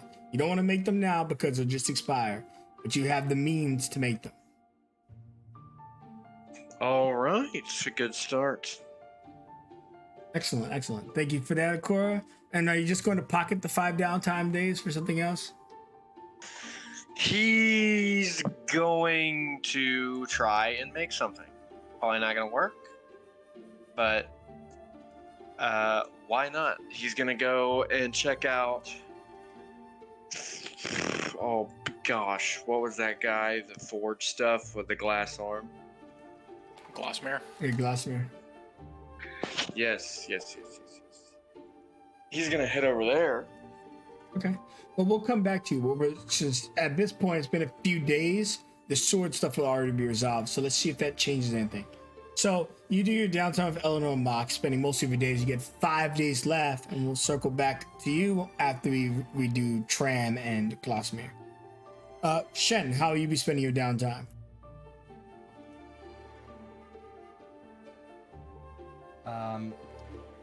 Kaishen will be banking it pretty much. In the fiction, the time spent, since he's not really doing anything, is if you'll allow it, he'll be doing random acts of kindness around the village. He'll be going invisible and solving people's problems so they don't see him solving problems.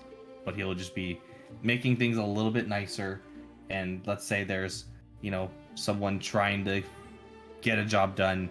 He goes invisible, gets the job done, and all they see left behind is a red flower.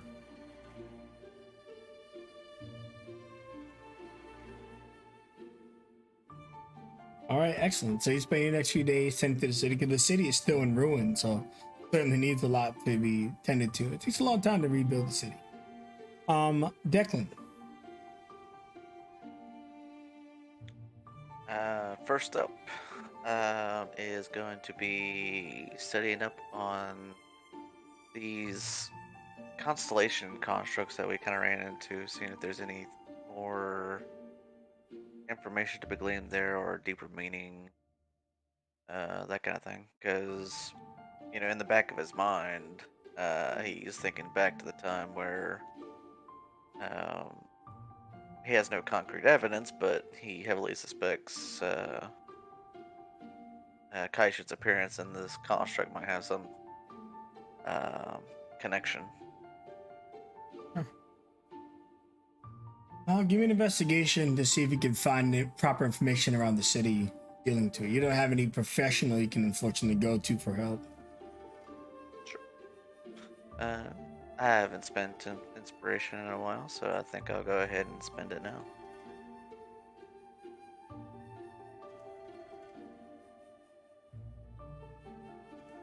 Alright, you said investigation? Yeah, you're trying to find information on it and stuff, looking around at them. Oh, well, that's good. So you only take about a day to learn this information, but do consider that does take one of your days away versus how long it could have taken you to find the information.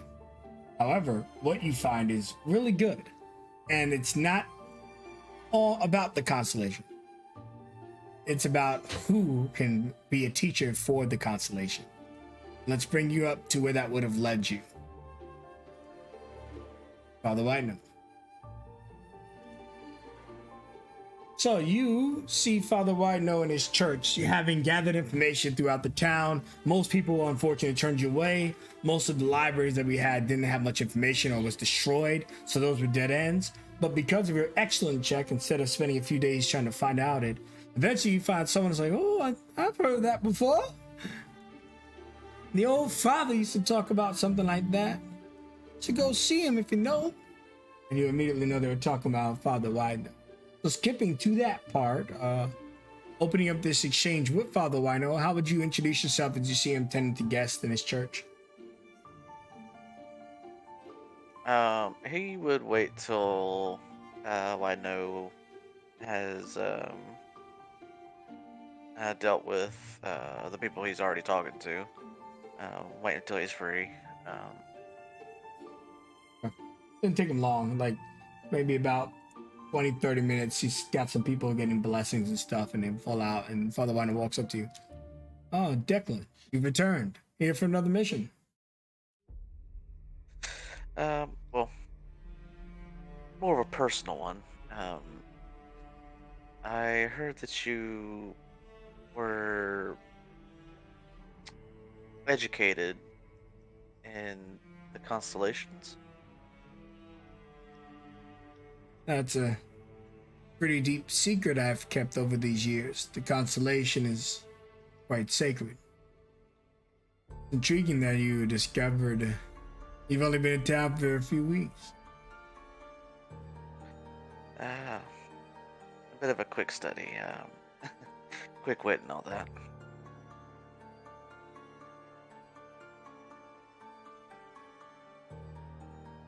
Looks at you and tells you, well, I'm not one to shy away from sharing information, especially with someone who I trust and who has helped me. There are many details about this constellation, young man. It's powerful. They say that the gods and the stars are not so far apart. When you look in the night sky at the universe, it is like their blanket. Since you would lay down in bed, universe is their sleeping quarters. Now, if I'm going to teach you, I need your absolute dedication. Of course. I've never been the most religious sort, but I never really thought much correlation between the stars and, well, the gods of the world. So I am more than eager to learn. Excellent. Well, you should tell your friends, because the time I'll demand of you requires not only the day, but the viewing of the stars at the night. Well, you'll have to sleep here at the church for the next few days, so that you can get everything as fast as possible. Sure, I'll pass along the word. And then the chorus of her next day, or the current day, you would eventually tell them about yada yada yada. You come back to Father Wino. He begins your training. And now for your training, it's a lot of information to take in. What intelligence skills do you have that you feel suited to gathering the information? Gotcha. Let's see what we got. Well, he's got a lot of the intelligence skills. Arcana, history, investigation, religion. But the only one he doesn't have is nature. Very good. So religion or investigation you could use, and you could also use history. Those are your three options, whichever one you want to lean into. Okay.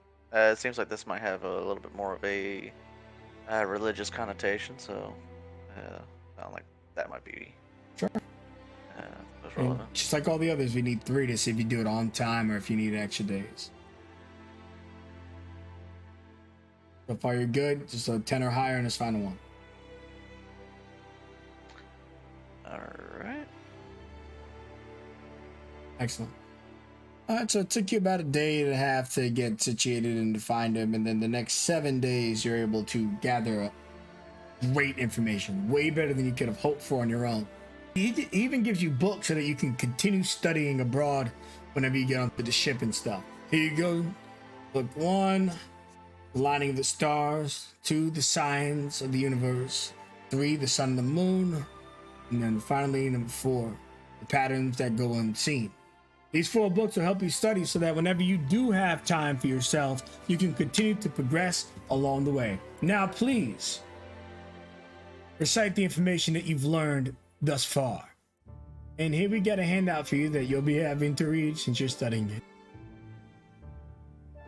But you'll like it because not only does Father Wino explain to you the immediate benefits, but has expressed the long-term benefits of trying to keep up the constellation if you choose to keep banking for it.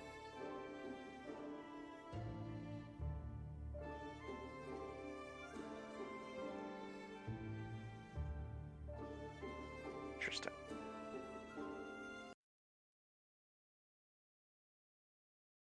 I'm gonna read And that you first want me section. to read this out loud? Yeah, you don't have to read the whole thing, but at least the first section, the lore bits at least. Yeah, so he just kind of almost kind of like you know, speaking back to him verbatim what he was taught. Uh, that classic, one finger held up as he's reciting what he's learned. The night sky once held the power to tap into surrounding environments through the mythical constellation. Legend has it that this constellation crashed upon the surface of our world from the ashes of a star that exploded in a distant galaxy. As the star burst into flames, its energy was scattered across the universe and eventually coalesced into a new form called star maps. Those who can manipulate these constellations can scry in a limited capacity, conjure moonbeams, and a master can teleport between star maps and even enter the mind space, a plane made from mental psyche. Sound about right? Yep. And then the rest of the details and all the nuanced stuff and that you'll come to know in the future. You should know that things like the boat rides to and from and future Obsidian stuff, a lot of travel that we hand wave in the guild will be covering. And during those travels, to include the boat ride, which is several weeks, you guys can convert to this stuff. So don't be intimidated by 7 days, 7 weeks, 7 months. Now 7 years, that's unfortunate for you. For the rest of this stuff, is right up your alley. In any case, after Wano is done explaining to you, you and him have become much closer. You discover that he has a wife and that she is a priestess. And you also discover something very important. He tells you in confidence something about the succubus who left. Sure. Yep. So, succubus left here a while ago. I had some concerns. It seems that Tram was tied up with the lady who took her away. This lady, too, appeared to be succubus. And I do not believe your friend knows that. Whether he's a lover, family, or whatnot, I cannot remember. But something is changing. Clearly, she was not a succubus prior to this. So something changed her. Better or for worse, my concern is someone out there building a new army. Titan Lords are vanquished with the ability to produce succubus, creature powerful enough to take down 20 men or several guards and a few knights. Someone is producing these things in mass. This could spill trouble. I'm beginning to wonder if this city, which was attacked by the same species, was a test.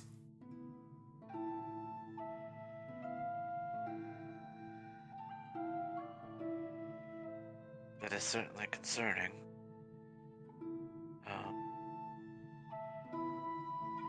Are you sure it's safe to stay here? I don't know. The city's strong. Dowden didn't fall. Of course, we had people like you around.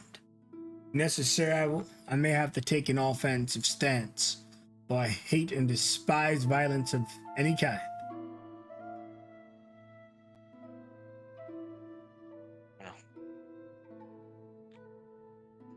we certainly do need men like you who will be in support of the people. So, I can respect that. So your next few days, I'm sure you've got plenty of things you want to do. Let me know if you want to hit up these books more. In any case, they're on your person now. Whenever you get time to dedicate to them, you can continue your journey without me. I can never thank you enough. Your help has been truly invaluable. Thank you for believing in me. I know when we first met, there was some concern when I was harboring an enemy that attacked our fine city. But I believe in that there is goodness in all of us, and that we must give it a chance to grow, or else the world will be swallowed by hatred. I know my friend Petra, for her to, well, it's imperative that what you say is true. So, I'm I'm doing my best to believe in the same. Petra, she's hard to forget. She's been training with Old Orient. She has. That is another matter as I'm confining my student. This information I give you, to be careful to spill it. This confidence I've shared with you now is a bond built on trust. I'll keep an eye out. If I learn anything more about whatever's making these succubi, I'll see what I can do. Excellent. Well then, for today you're dismissed, and good work. Thank you, Father. As about 3 people come in, and he greets them with, touches their heads with holy water, and brings them to the appropriate shrine, and then kind of nods to you as you leave. And then, whenever it comes back around to me, he'd probably look to train in some alchemist supplies. All right, so you spent 8 days so far. That leaves you with 6 more days. We'll do on the second round. We'll touch base on that again. Cheeserak, are you banking it? Do you have anything specific you'd like to do? He's gonna bank it for the time being. And in the meantime, to help out the city and town, he's gonna kind of like more wander around the farm fields and see if he can do anything to help with the crops to get them to grow, or maybe tend to some of the farm animals and whatnot, and making sure that they're kind of healthy and they weren't too messed up as collateral during the attack. Okay. So, and for the stream, because I've talked to my players a few times, when they bank downtime, if later they discover something they really like that they think the character might have always wanted to venture into, then we can say that they use that downtime for that. They don't have any hard specific rules, but converting downtime into new skill proficiencies, into learning new attacks, unarmed strikes, a lot of stuff we're going to make use of to promote a side of the D&D that we don't often get to see, especially making sure our tools are being properly utilized. But Chizarak, that's awesome, which returns us to the beginning. Tran, going to see Glossmere, which actually, let me see, do I have it called incognito? There we go. There we go, incognito, yeah, baby. All right, if you played in any of my games, you know I use incognito for when players at a scene that the rest of you are not, so that you can continue to view what is going on. We're gonna do that right now because I'm gonna actually put you in the shop. So Tram, you go ahead and you meet up with Glossmere, and of course he's hard at work as usual.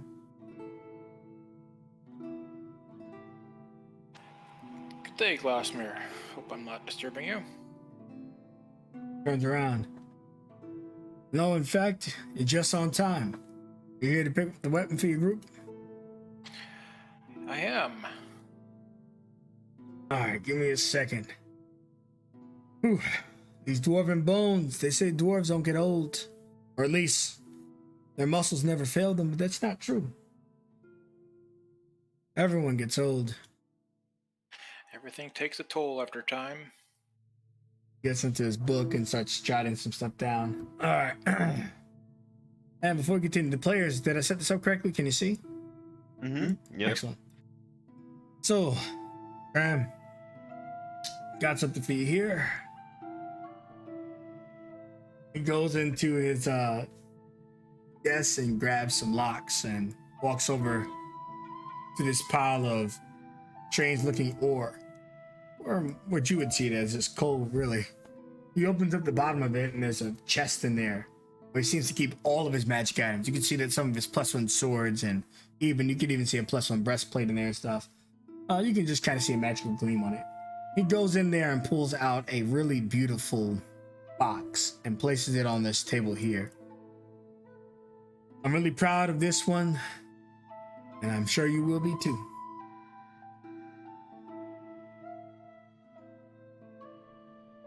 I present to you from the Moonstone ore, in the Nightfall saber.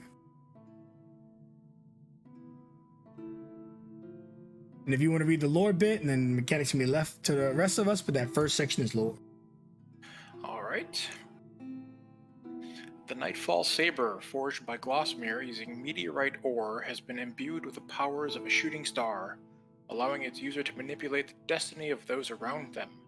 During the night, when bathing under the moon's light, you can view the stars as if under a powerful scope. All right, thank you very much. And you don't have to worry about reading the mechanics. I'll leave it up for a little bit for the stream. But you do have this new badass weapon. Amazing. This is a fine craftsmanship. You are truly a master blacksmith. I do my best. Honestly, you getting back all the material and sparing those people, saving those people, my people, even if they were forced into a rougher times like the rest of us, it meant something to me. Work like this is hard. Work like this is expensive. But what you did, priceless. As far as I'm concerned, you paid for this and more. I wish I could part with more of my stuff, but I do need to make a living still. That is understandable. We're just doing what we can to help around here. A lot of people in a bad way right now, especially with that storm rolling through. Yeah, the Ashen Storm. Well, luckily, in a few more days, I should have a proper defense prepared should the Ashen Storm return. Made from the same stone as your blade, able to manipulate destiny and perhaps protect the lives of innocents. Tram kind of nods and he's looking around. Do you have any assistance for any of the things that you craft here? All my apprentices died off during the Ashen Storm. It's amazing that you by yourself are capable of creating so many amazing things. Can I lend you a hand of any kind over the next few days? Teach you how to make a basic weapon just in case you ever find yourself without equipment. Won't even need a forge. There's some tools, some metal, flexi-metal, that's what I call it. Cheap, get the job done, but prone to breaking if you hit something too hard. I've never been one for crafts. That was always my mother and my sister's area, but I'm certainly willing to learn. If I can be of help, that's the most important part here. I know that you're certainly struggling without an apprentice. If I can be of use, I'm certainly happy to be so. The King's had a lot more demands lately, but his heart's in the right place. And as you're talking, a cloaked individual walks in. And he looks around the room for a moment. He's breathing heavy. Glassberry looks at you. Friend of yours? I don't believe so. Are you Tram the Paladin? I am Tram. He removes his cloak. I need your immediate help. Prince, of course. My lord. The Glossmere bows. Stand up, Glossmere. No worries. We don't have time. Come with me.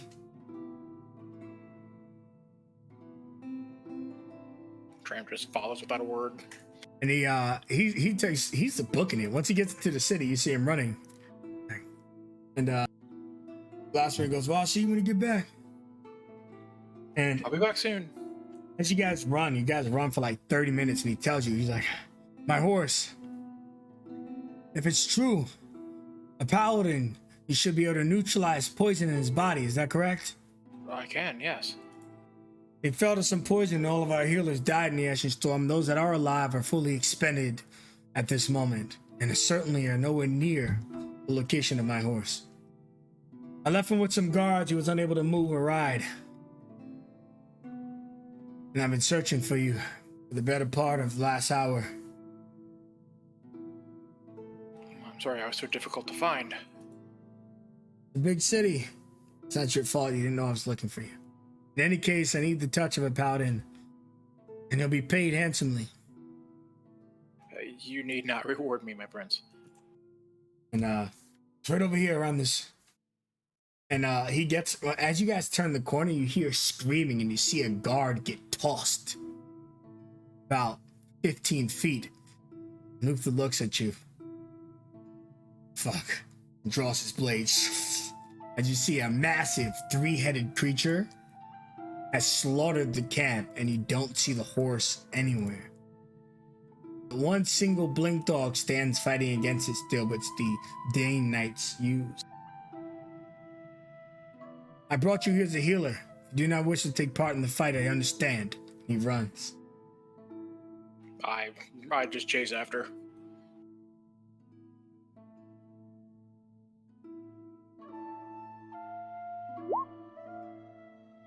The massive creature spins around and looks at you. It's badly injured and it has 3 heads. First it roars, then it bays, followed by some horrid screech in between a roar and another monstrous creature. But as it looks at you with one of its head, the dragon breathes down onto the poor blink dog, spewing its breath weapon, killing it instantly. But maybe buying time for you all as he moves towards you. The prince looks at you. I heard paladins were great healers. I hope they are also great fighters as he charges into the fray.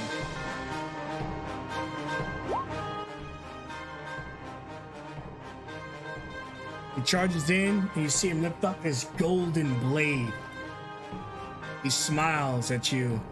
But it looks like a smile that enjoys the fight, but also there's something nervous about it. Maybe it's the death of his people. But he goes in there, long sword 2 times. The first assault hitting just barely, and the next one striking easily. He delivers hellish amount of damage to this creature, cutting into its belly and into its shoulder before stabbing in the side of its neck.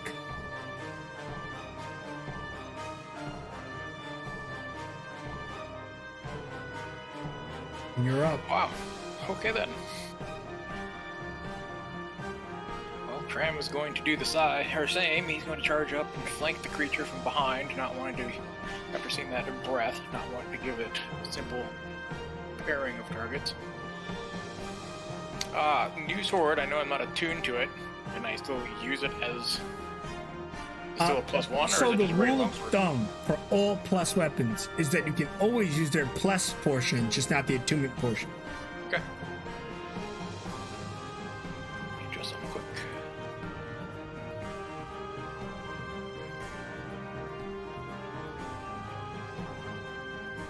Take an inspo for your first strike. There we go. Nice. Alrighty.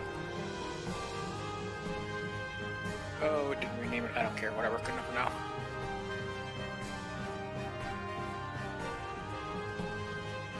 Good thing. Oh, good thing indeed. And I'm not waiting. I'm pumping a smite into this thing. Absolutely.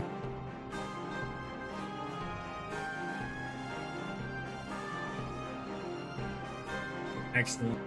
So, as the prince slices at its belly and stabs into the lion's neck, you see the goat try to ram at you, and you can describe your attack. You nearly kill it, but it survives with a few hit points. Normally I would probably block an attack with the shield, but this time I actually parry it with the blade itself, kind of using the blunt edge of the blade to sort of push off the neck of the creature, but as I do, I twist the blade and slice up, giving it a deep gash across the neck. The head just slumps over, as well as the lion's head as it roars one last time before choking on blood. Now, alas, only the dragon's head remains. What else you got for me, big manners? Are you done? Don't be it for me.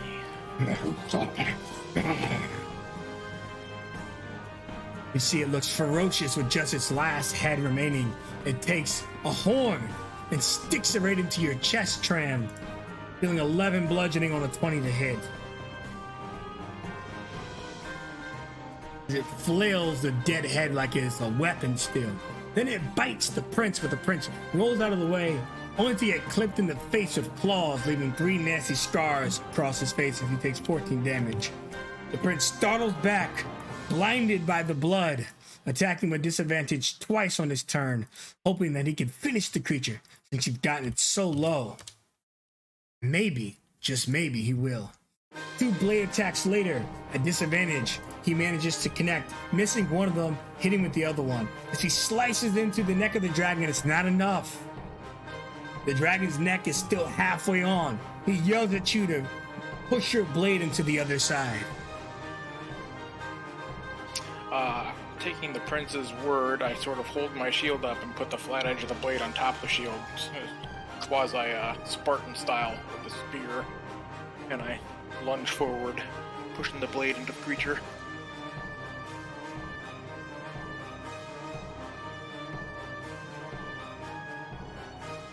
Your blade just barely nicks the rest of his neck, and as blood starts falling out of his neck, the prince lifts up his blade and is able to get the rest of the cut with your support, slicing down the creature as it topples over.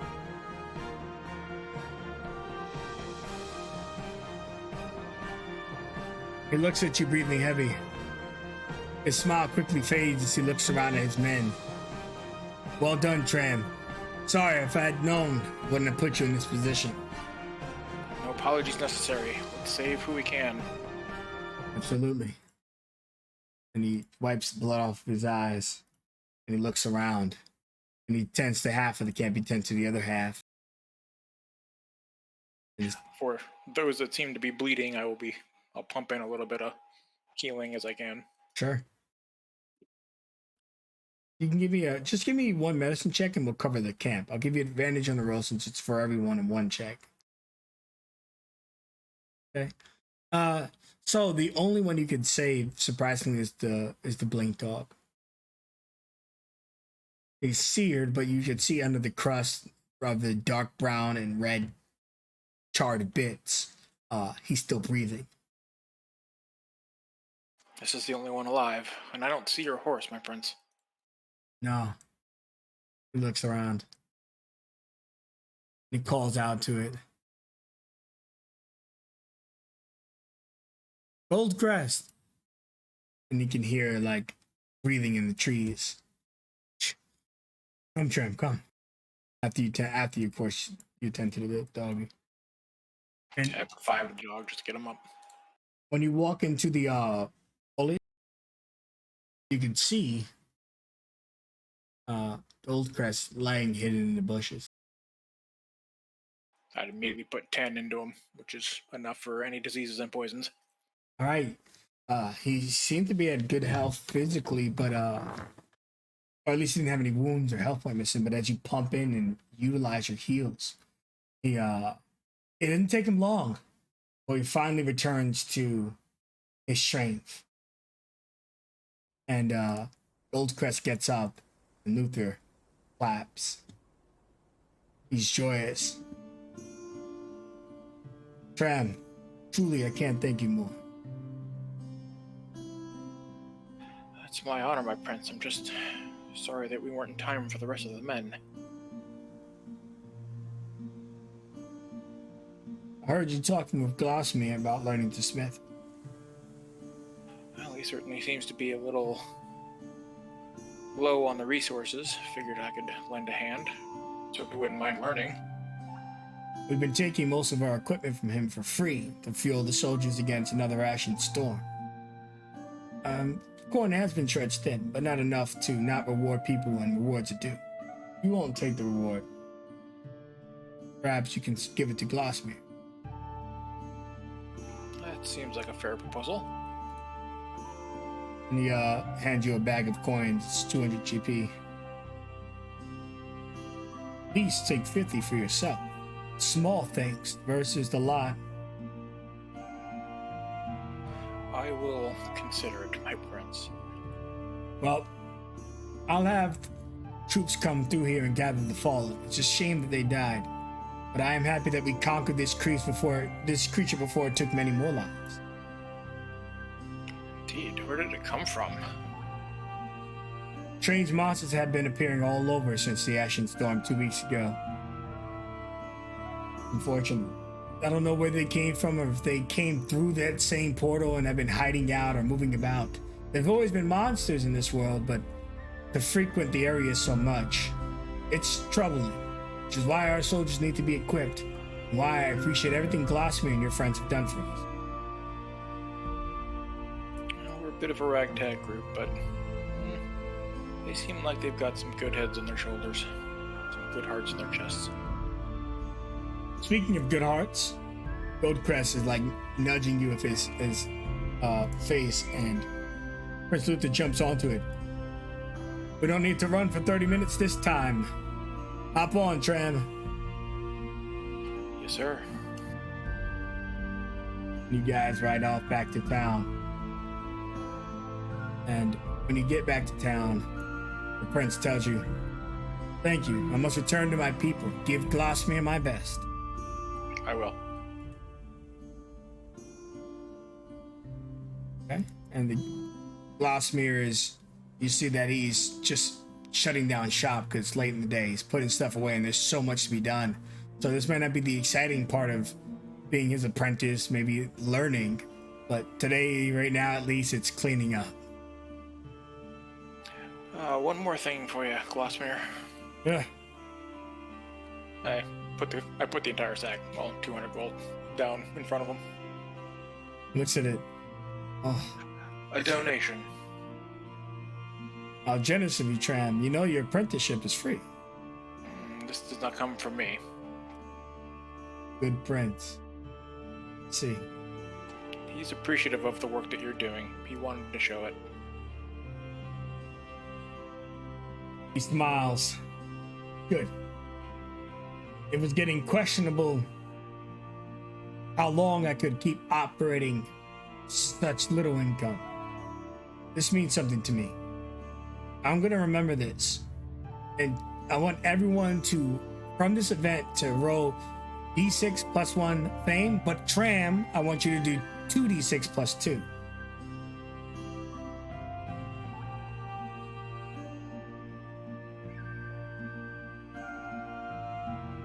And he tells you he won't forget this. And that today, if you're still interested in apprenticeship, cleaning up, and then throughout the next few days, he could teach you how to make very fragile weapons, but down the road, proper weapons. Sure. Okay? And that is how you will pocket the rest of your stuff. Anything else, Tram? No, that's it. Excellent. Hope you enjoyed your scene. All right, we return to the city proper, going down the line. For the sake of getting to everybody tonight, Petro will go over you quickly because I believe you did spend all 14 days. That is correct. Okay, and Akora, you wanted to go to Glasmere, so at this point in time, it'll be a few days after the event because we know you spent almost 9 days with Eleanor Mock. So this is a few days after Tram's stories, which some of you might not have believed. Yeah, I fought a monster with the king and the prince. That's a good story to tell. But you would arrive at Akora, and what were you looking for with Glasmere? He would just come up. Hey, do you have any metal left behind? Any scraps or anything like that? Yeah, I've got plenty. I've been keeping some extra for Tram. You know, he's been apprenticing here.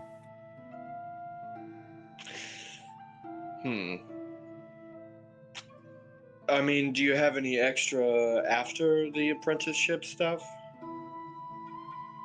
I've been mostly showing him how to make weaponry. I could give you material for shields, or how did you use that bomb I gave you? Not yet. I got material for stuff like that, but less for big weapons. I'm not really looking for stuff like that. I'm mostly trying to figure out how to make more ammo for my guns. Ammo, that's a tough one.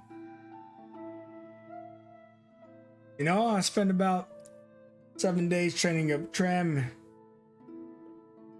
Maybe I could spend you about 4 or 5 of you if you like.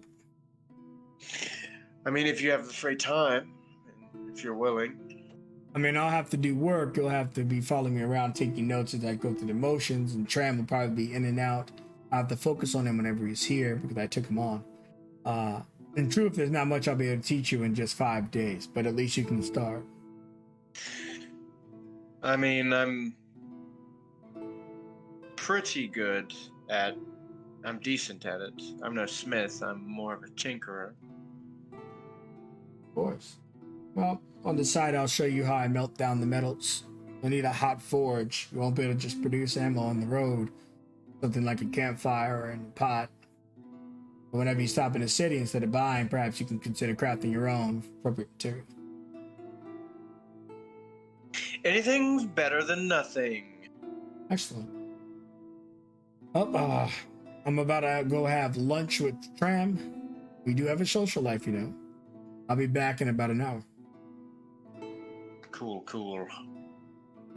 Hey, Tram outside of work hours would take you to some of his favorite spots. Trams just get sandwiches and stuff to help disperse the gold right back into the community for himself and to other people who may need it more.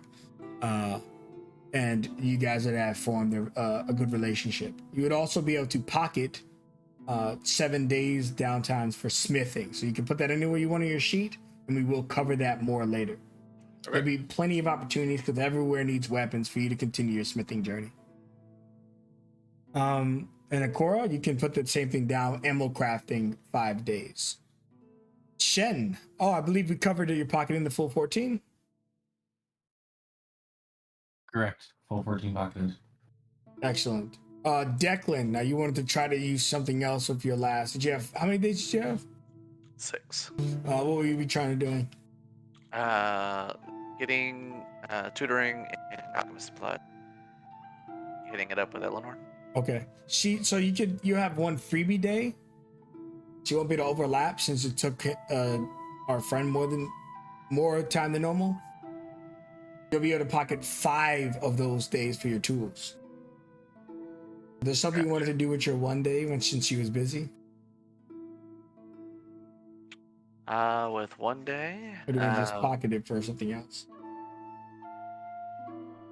Yeah, just pocket it for something else. In the fiction, you probably just check in with Petra, see how she's doing, that kind of thing. Also, since you have the books, whenever you literally have nothing to do, pocket a constellation and keep inching forward to the next rank. That's always an option if you want to pocket a constellation. And you still gives you time to talk to Petra at nighttime, daytime, whatever. Sure. And Cheeserack, I believe you're also doing the 14. Cool. So after about 14 days, just to get things moved along, well, let me just make sure everybody's happy. Is everybody cool with the downtime? We can move on to the ship's arrival? Oh yeah. Good here. Sweet. So I need you guys, it'll be the end of the 14 days, but just to make it official, let's go ahead and drop that down.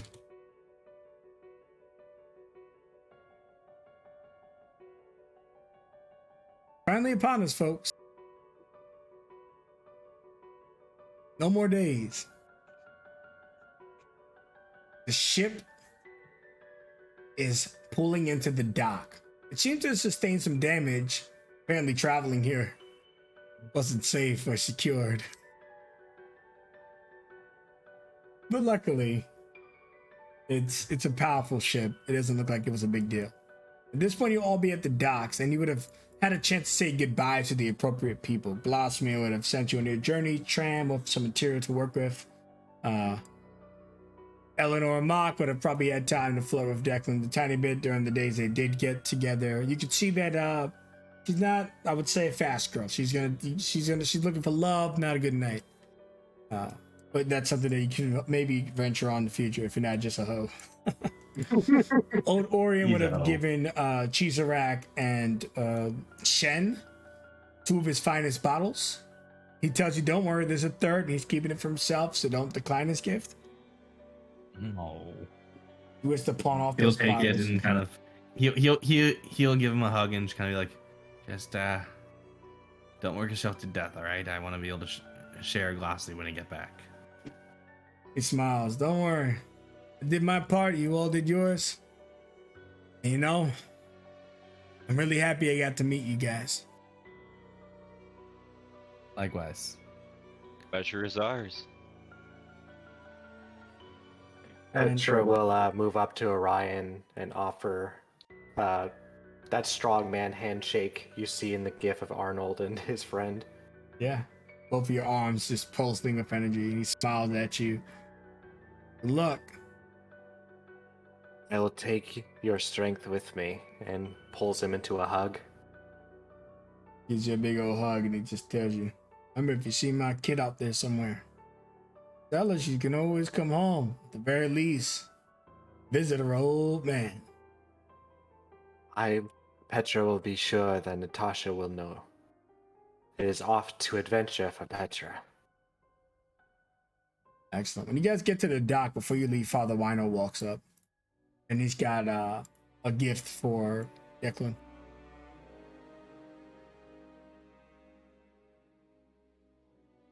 Well, you came to see us off, Father. Yes, I know you're getting on that vessel. We've had time to talk. But I figured I'd give you a few of these for you and your friends. There's 6 of you, correct? That's right. You never know when this will come in handy. Hey, baby, I'm just old even for the elven race. It gives you 6 vials of holy water to use when needed.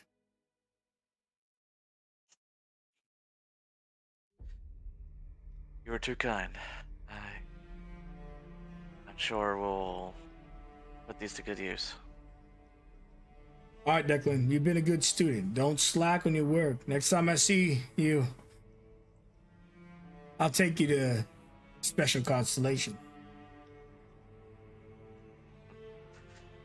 Well, if that's the case, I might have to come back here sooner. There's always things to be done.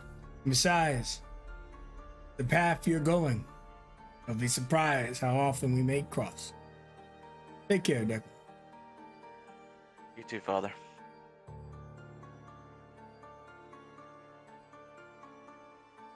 All right, and then you see the dock master come out. Who's out on my deck? Who's there? The name's Jobo.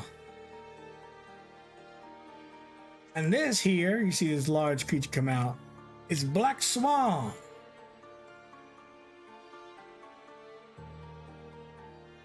Petra will slither up. Welcome. She is Petra, and these are her friends. You're those heroes I kept hearing about. No one came and helped my dock out, though. What's that about? Sorry, Petra was honing her skills. She had not realized there was more. That's all right. Just got word from the ship that you just pulled up over there. It's been dealt with. That's good news. What happened? I don't know. They just told me it's been dealt with. Well, it's a story to ask them. But now it means I can finally get back onto the water. Yay, yo! He just leaves. Sir?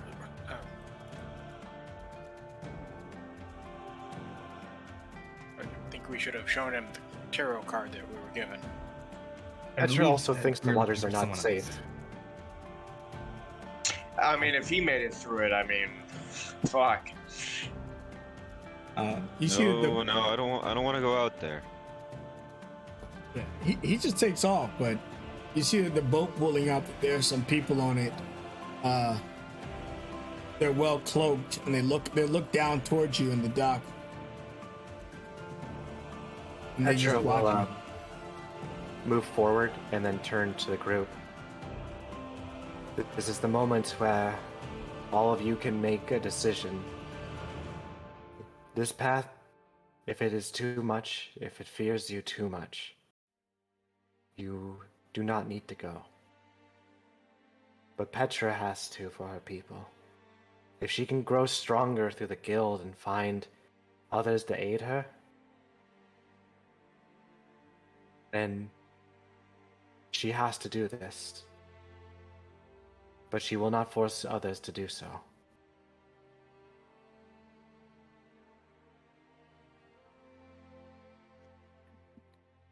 Yeah, shut up and make enough space for all of us. Kind of just jabs you lightly in the shoulder. Mm. We're not going anywhere. So bold. Technically, we are. You know, it'd be really weird if we went through all of this and we're just like, nah, I don't feel like it, and it was just you that got on the boat. It would definitely be a story to tell if that was the case, but she is happy everyone is as energetic about it as she is. It is kind of weird how there's a bunch of cloaked people just kind of staring at us, though. Looks like you're stuck with us, Petra. Petra would not view it as stuck, as she just kind of does a sideways hug, turning towards the boat. She views this as destiny. Come, there's a card to show them. And just to touch on what I put in chat, 'cause I realized it was an awful timing. This is your part in the story right now with this boat, where we could easily have an existing character already on this ship for similar reasons as you all be here. So if you think that you like your character, but maybe you're not 100% with them, the perfect time to say, you know what, I think I'm gonna stick around here for a little bit and help out. And your new character could be on that ship already under similar conditions that you all just went through. I don't expect any of you to retire, but this is literally one of those golden parts of the campaign early on too, that transition would work and be appropriate. So I'm just going to ask each of you, after Petra presents the card, whether you truly step on that ship before we go next.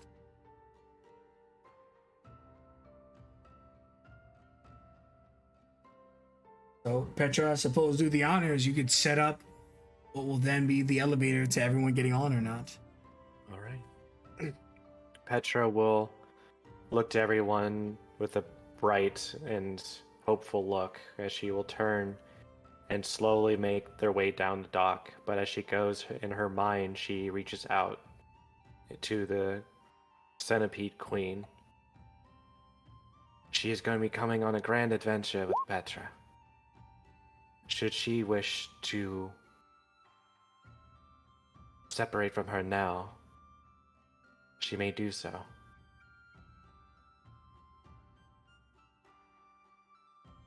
Yeah. While you're talking, you see a man come to the edge of the boat. You have business here.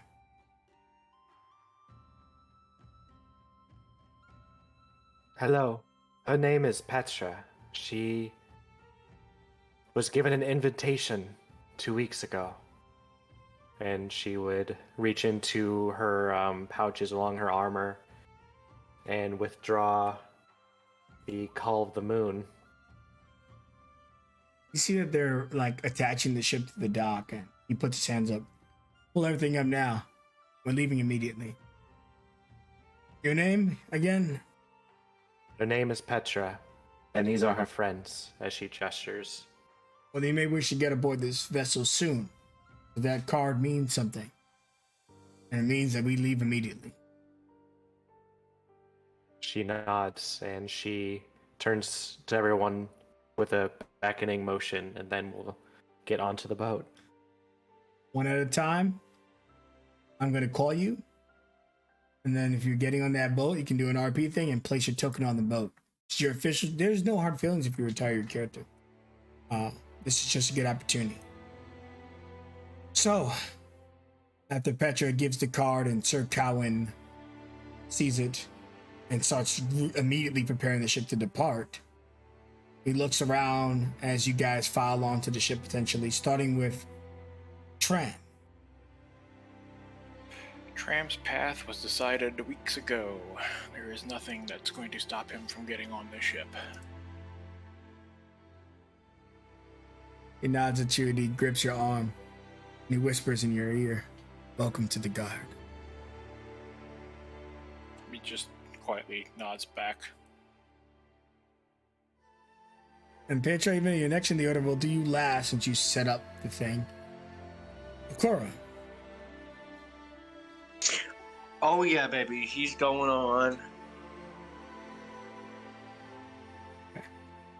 He stops you. You're familiar. I can spot your clan anywhere.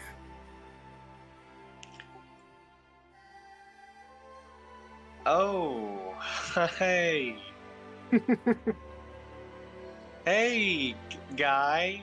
It's interesting to see a member of your clan out and about. This must speak in the next few weeks we'll be on this ship. I hail from the same kingdom as Reach, though from a different noble heritage. Oh, yeah. I feel like I just met an uncle that remembers me from when I was like 6, and I just don't remember him. Don't worry, I don't know who you are, but I know who you represent. So don't feel bad. Okay, yeah, I'm definitely representing up in here. And now you got more to represent. Come on, get on. Pat you on the back. Shen. For Kai Shen, his entire life was spent looking for a place to call home. And for a couple years, he kind of found that in the forest with Chesserax. But it was ruined by the Call of the Titans. And now he finds himself back at step 1, looking for a home, but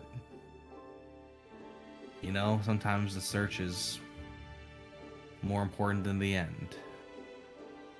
Looking at the people he's met and kind of the varying levels of familiarity he has, he just looks at Chesserax and goes, when this is all said and done, we might part ways, but I'll do anything for that fucking mossy-haired son of a bitch. And he will do a full force leap and leap onto one of the boughs and bounce off and just monkey climb his way through up onto the crow's nest. You can take my monkey from my cold dead hands, Falcon. Now in the crow's nest, great. Declan. So, you just see Declan, as he's kind of trailing behind the others. You see him stop partway on the pier, and you see him kind of fiddling around with the bracelets on his hands. And you can see that, you know, each one has a different arcane sigil that's been artistically carved into each of the little bead segments. And he's almost staring at them absent-mindedly.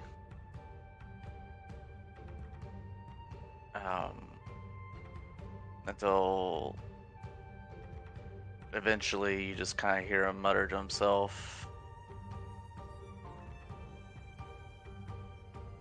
answers have got to be out there.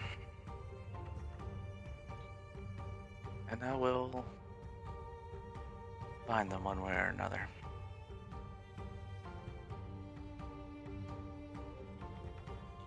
And he is going to proceed onto the boat.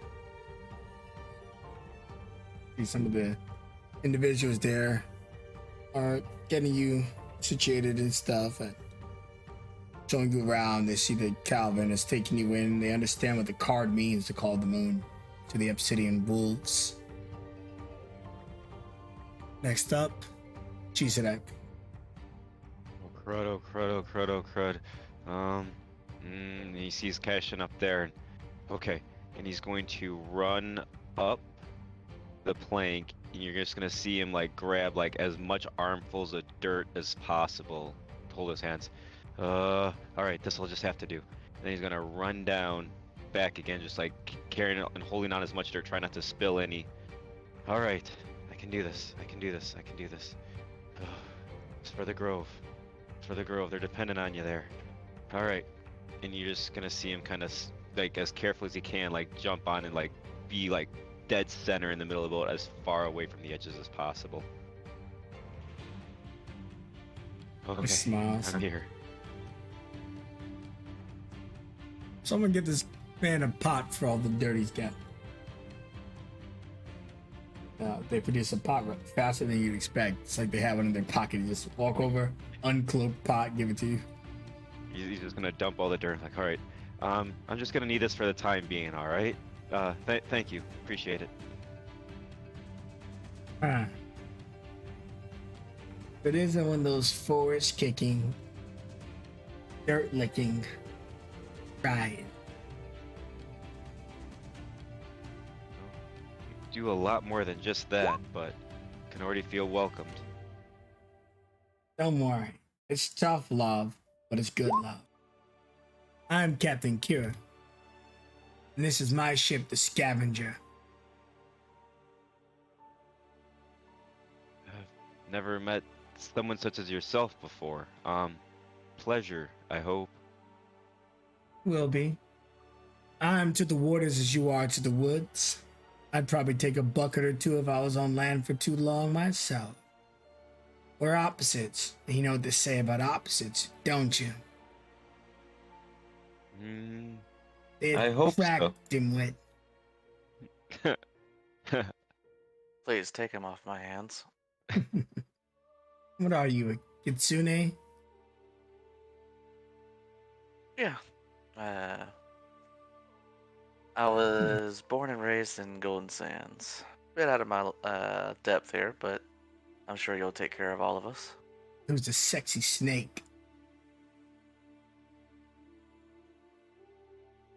I Do you believe want she some can introduce- scales? He says, pulling out, like, he displays them like playing cards. How many you got? I've got 5. I'll give you a gold for each. Nice. Deal. Cora. What?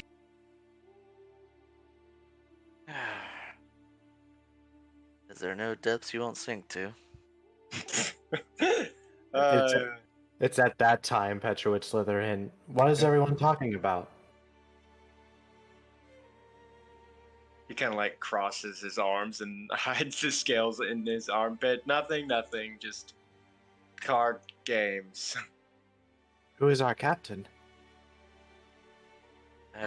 Captain Kira. Correct. Another monstrosity, as they'll put it. You're right at home. Did you say your name was Pedro? Her name is Petra. It is a pleasure. Petra. I'm Captain Kira, and this is my vessel, the Scavenger. And we don't got time to talk, but we do have time for adventure. Are you ready? She is more than ready. Sir Calvin, pull up the decks, and the ladders, and the bridge, and hands get to work. Time to sail. Again. And the voyage begins as you all enter the Scavenger properly.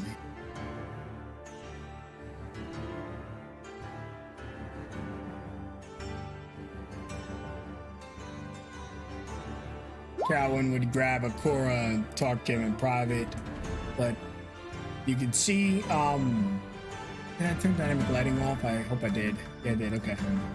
There's no dynamic lighting on right now. You can see the main vessel, the lower deck where you'll be staying, and then also where Captain Kira stays. If anything pops up, I will turn the dynamic lighting on. Because there is dynamic lighting for this map. Anyways, Captain Kira gets behind the wheel and spins off into the distance, driving you all. She goes onwards to the Obsidian Guard.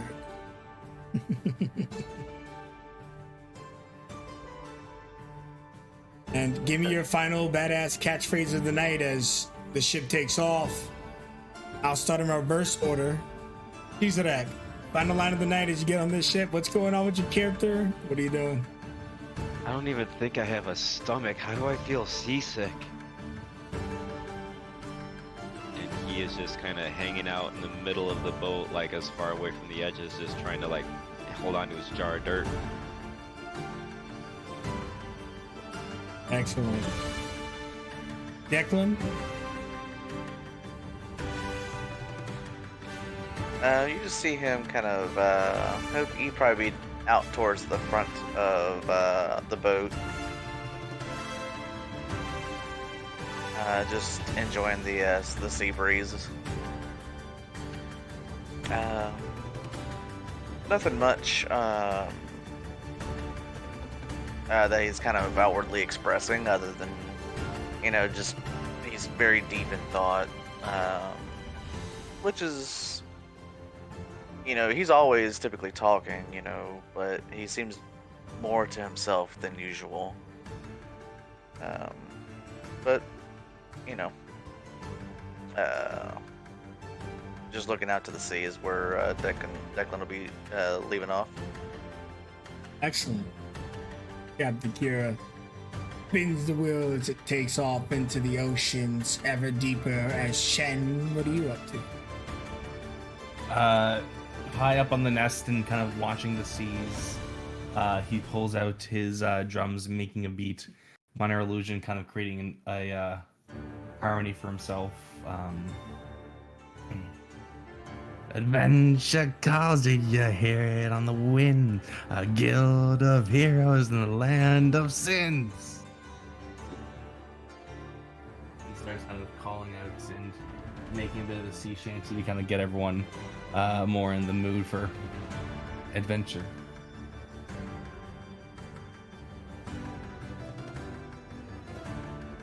You see Captain Kira look at you and goes, "Oh, don't do that. He'll start me on." Too late. Smiles. Here's one for you.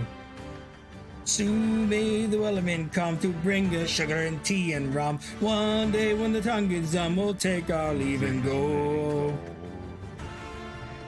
As she goes in that line, Kaisha, knowing the song, uses minor illusion and gives it. So when she sings the last line, he creates like a harmony. So her high voice is matched like a deep bass with it. He's like, "Take all, leave and go." And he kind of gives a little wink. He's like, da da da da da da da da da da da da da da da da da da da. And the both of you are just singing, and she's got this big ass thing of rum. She's like chugging it down your throat in between songs. 99 problems, am I right?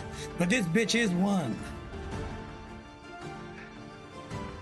Lucky for you, Problem is my middle name. Don't worry, where First we're name's going, Kaishen.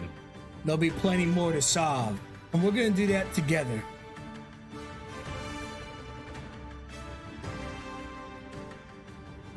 And next is Okora. Final moments, what are you thinking? What are you doing?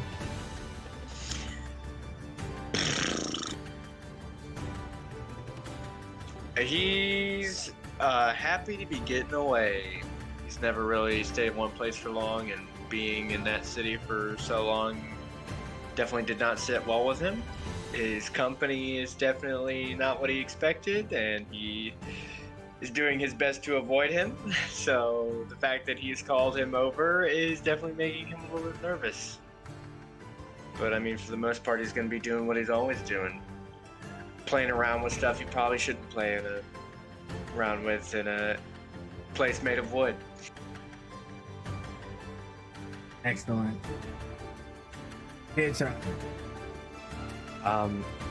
Petra also finds herself at the top of the ship, but as Declan's deep in thought, he would see movement as her body kind of slithers forward and wraps around the forward mast here, just angling out to the sea as she just stares dead ahead as the ship goes forward. In her eyes, in the far, far horizon, she can't help but picture this grand shadow of a serpentine woman with countless arms, her body facing the ship as if an imposing obstacle. But Petra looks down at her hand and can't help but see the memories of just 2 weeks had given her.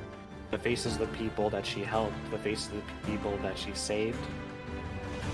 And slowly her fist clenches and she just feels and understands the teachings of Orion as she will look up and just thrust her fist outward as the ship moves forward. Excellent. Last but not least, and certainly not first, Tram. Tram is actually from a port town, so this kind of brings a sense of comfort and familiarity for him. He probably spends a little bit of time just walking the ship, checking out the armaments themselves, maybe just checking out the overall craftsmanship of the boat itself. before finally settling into a spot along the rail, somewhere quiet. Just kind of looking off into the horizon, thinking to himself that, hang on, sister, I'm on my way. Excellent. Kira smiles her teeth. The Cowan engages the Cora. The guild hands get to work. You guys are witnessing in live the process of how new recruits are handled by people who aren't necessarily full-fledged members, but are the hands of the guilds. The movie pieces out in the world, the networkers that keep it all together so that heroes can be born tomorrow, today. And of course, among them goes down to even the littlest of men as Captain Kira yells, "Hey! We need to get their stuff together." "What are you doing, you lazy bastard?" "Oh, I'm on it, don't worry." "All right, Dickie. The beds better be made.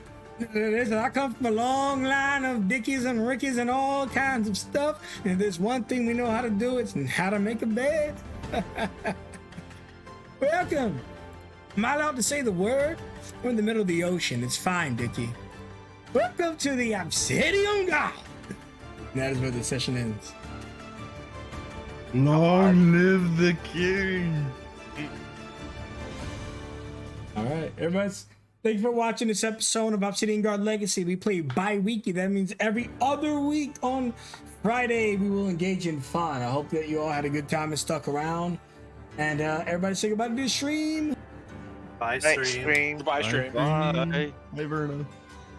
Goodbye. It's your boy Falcon, and I'm flying out.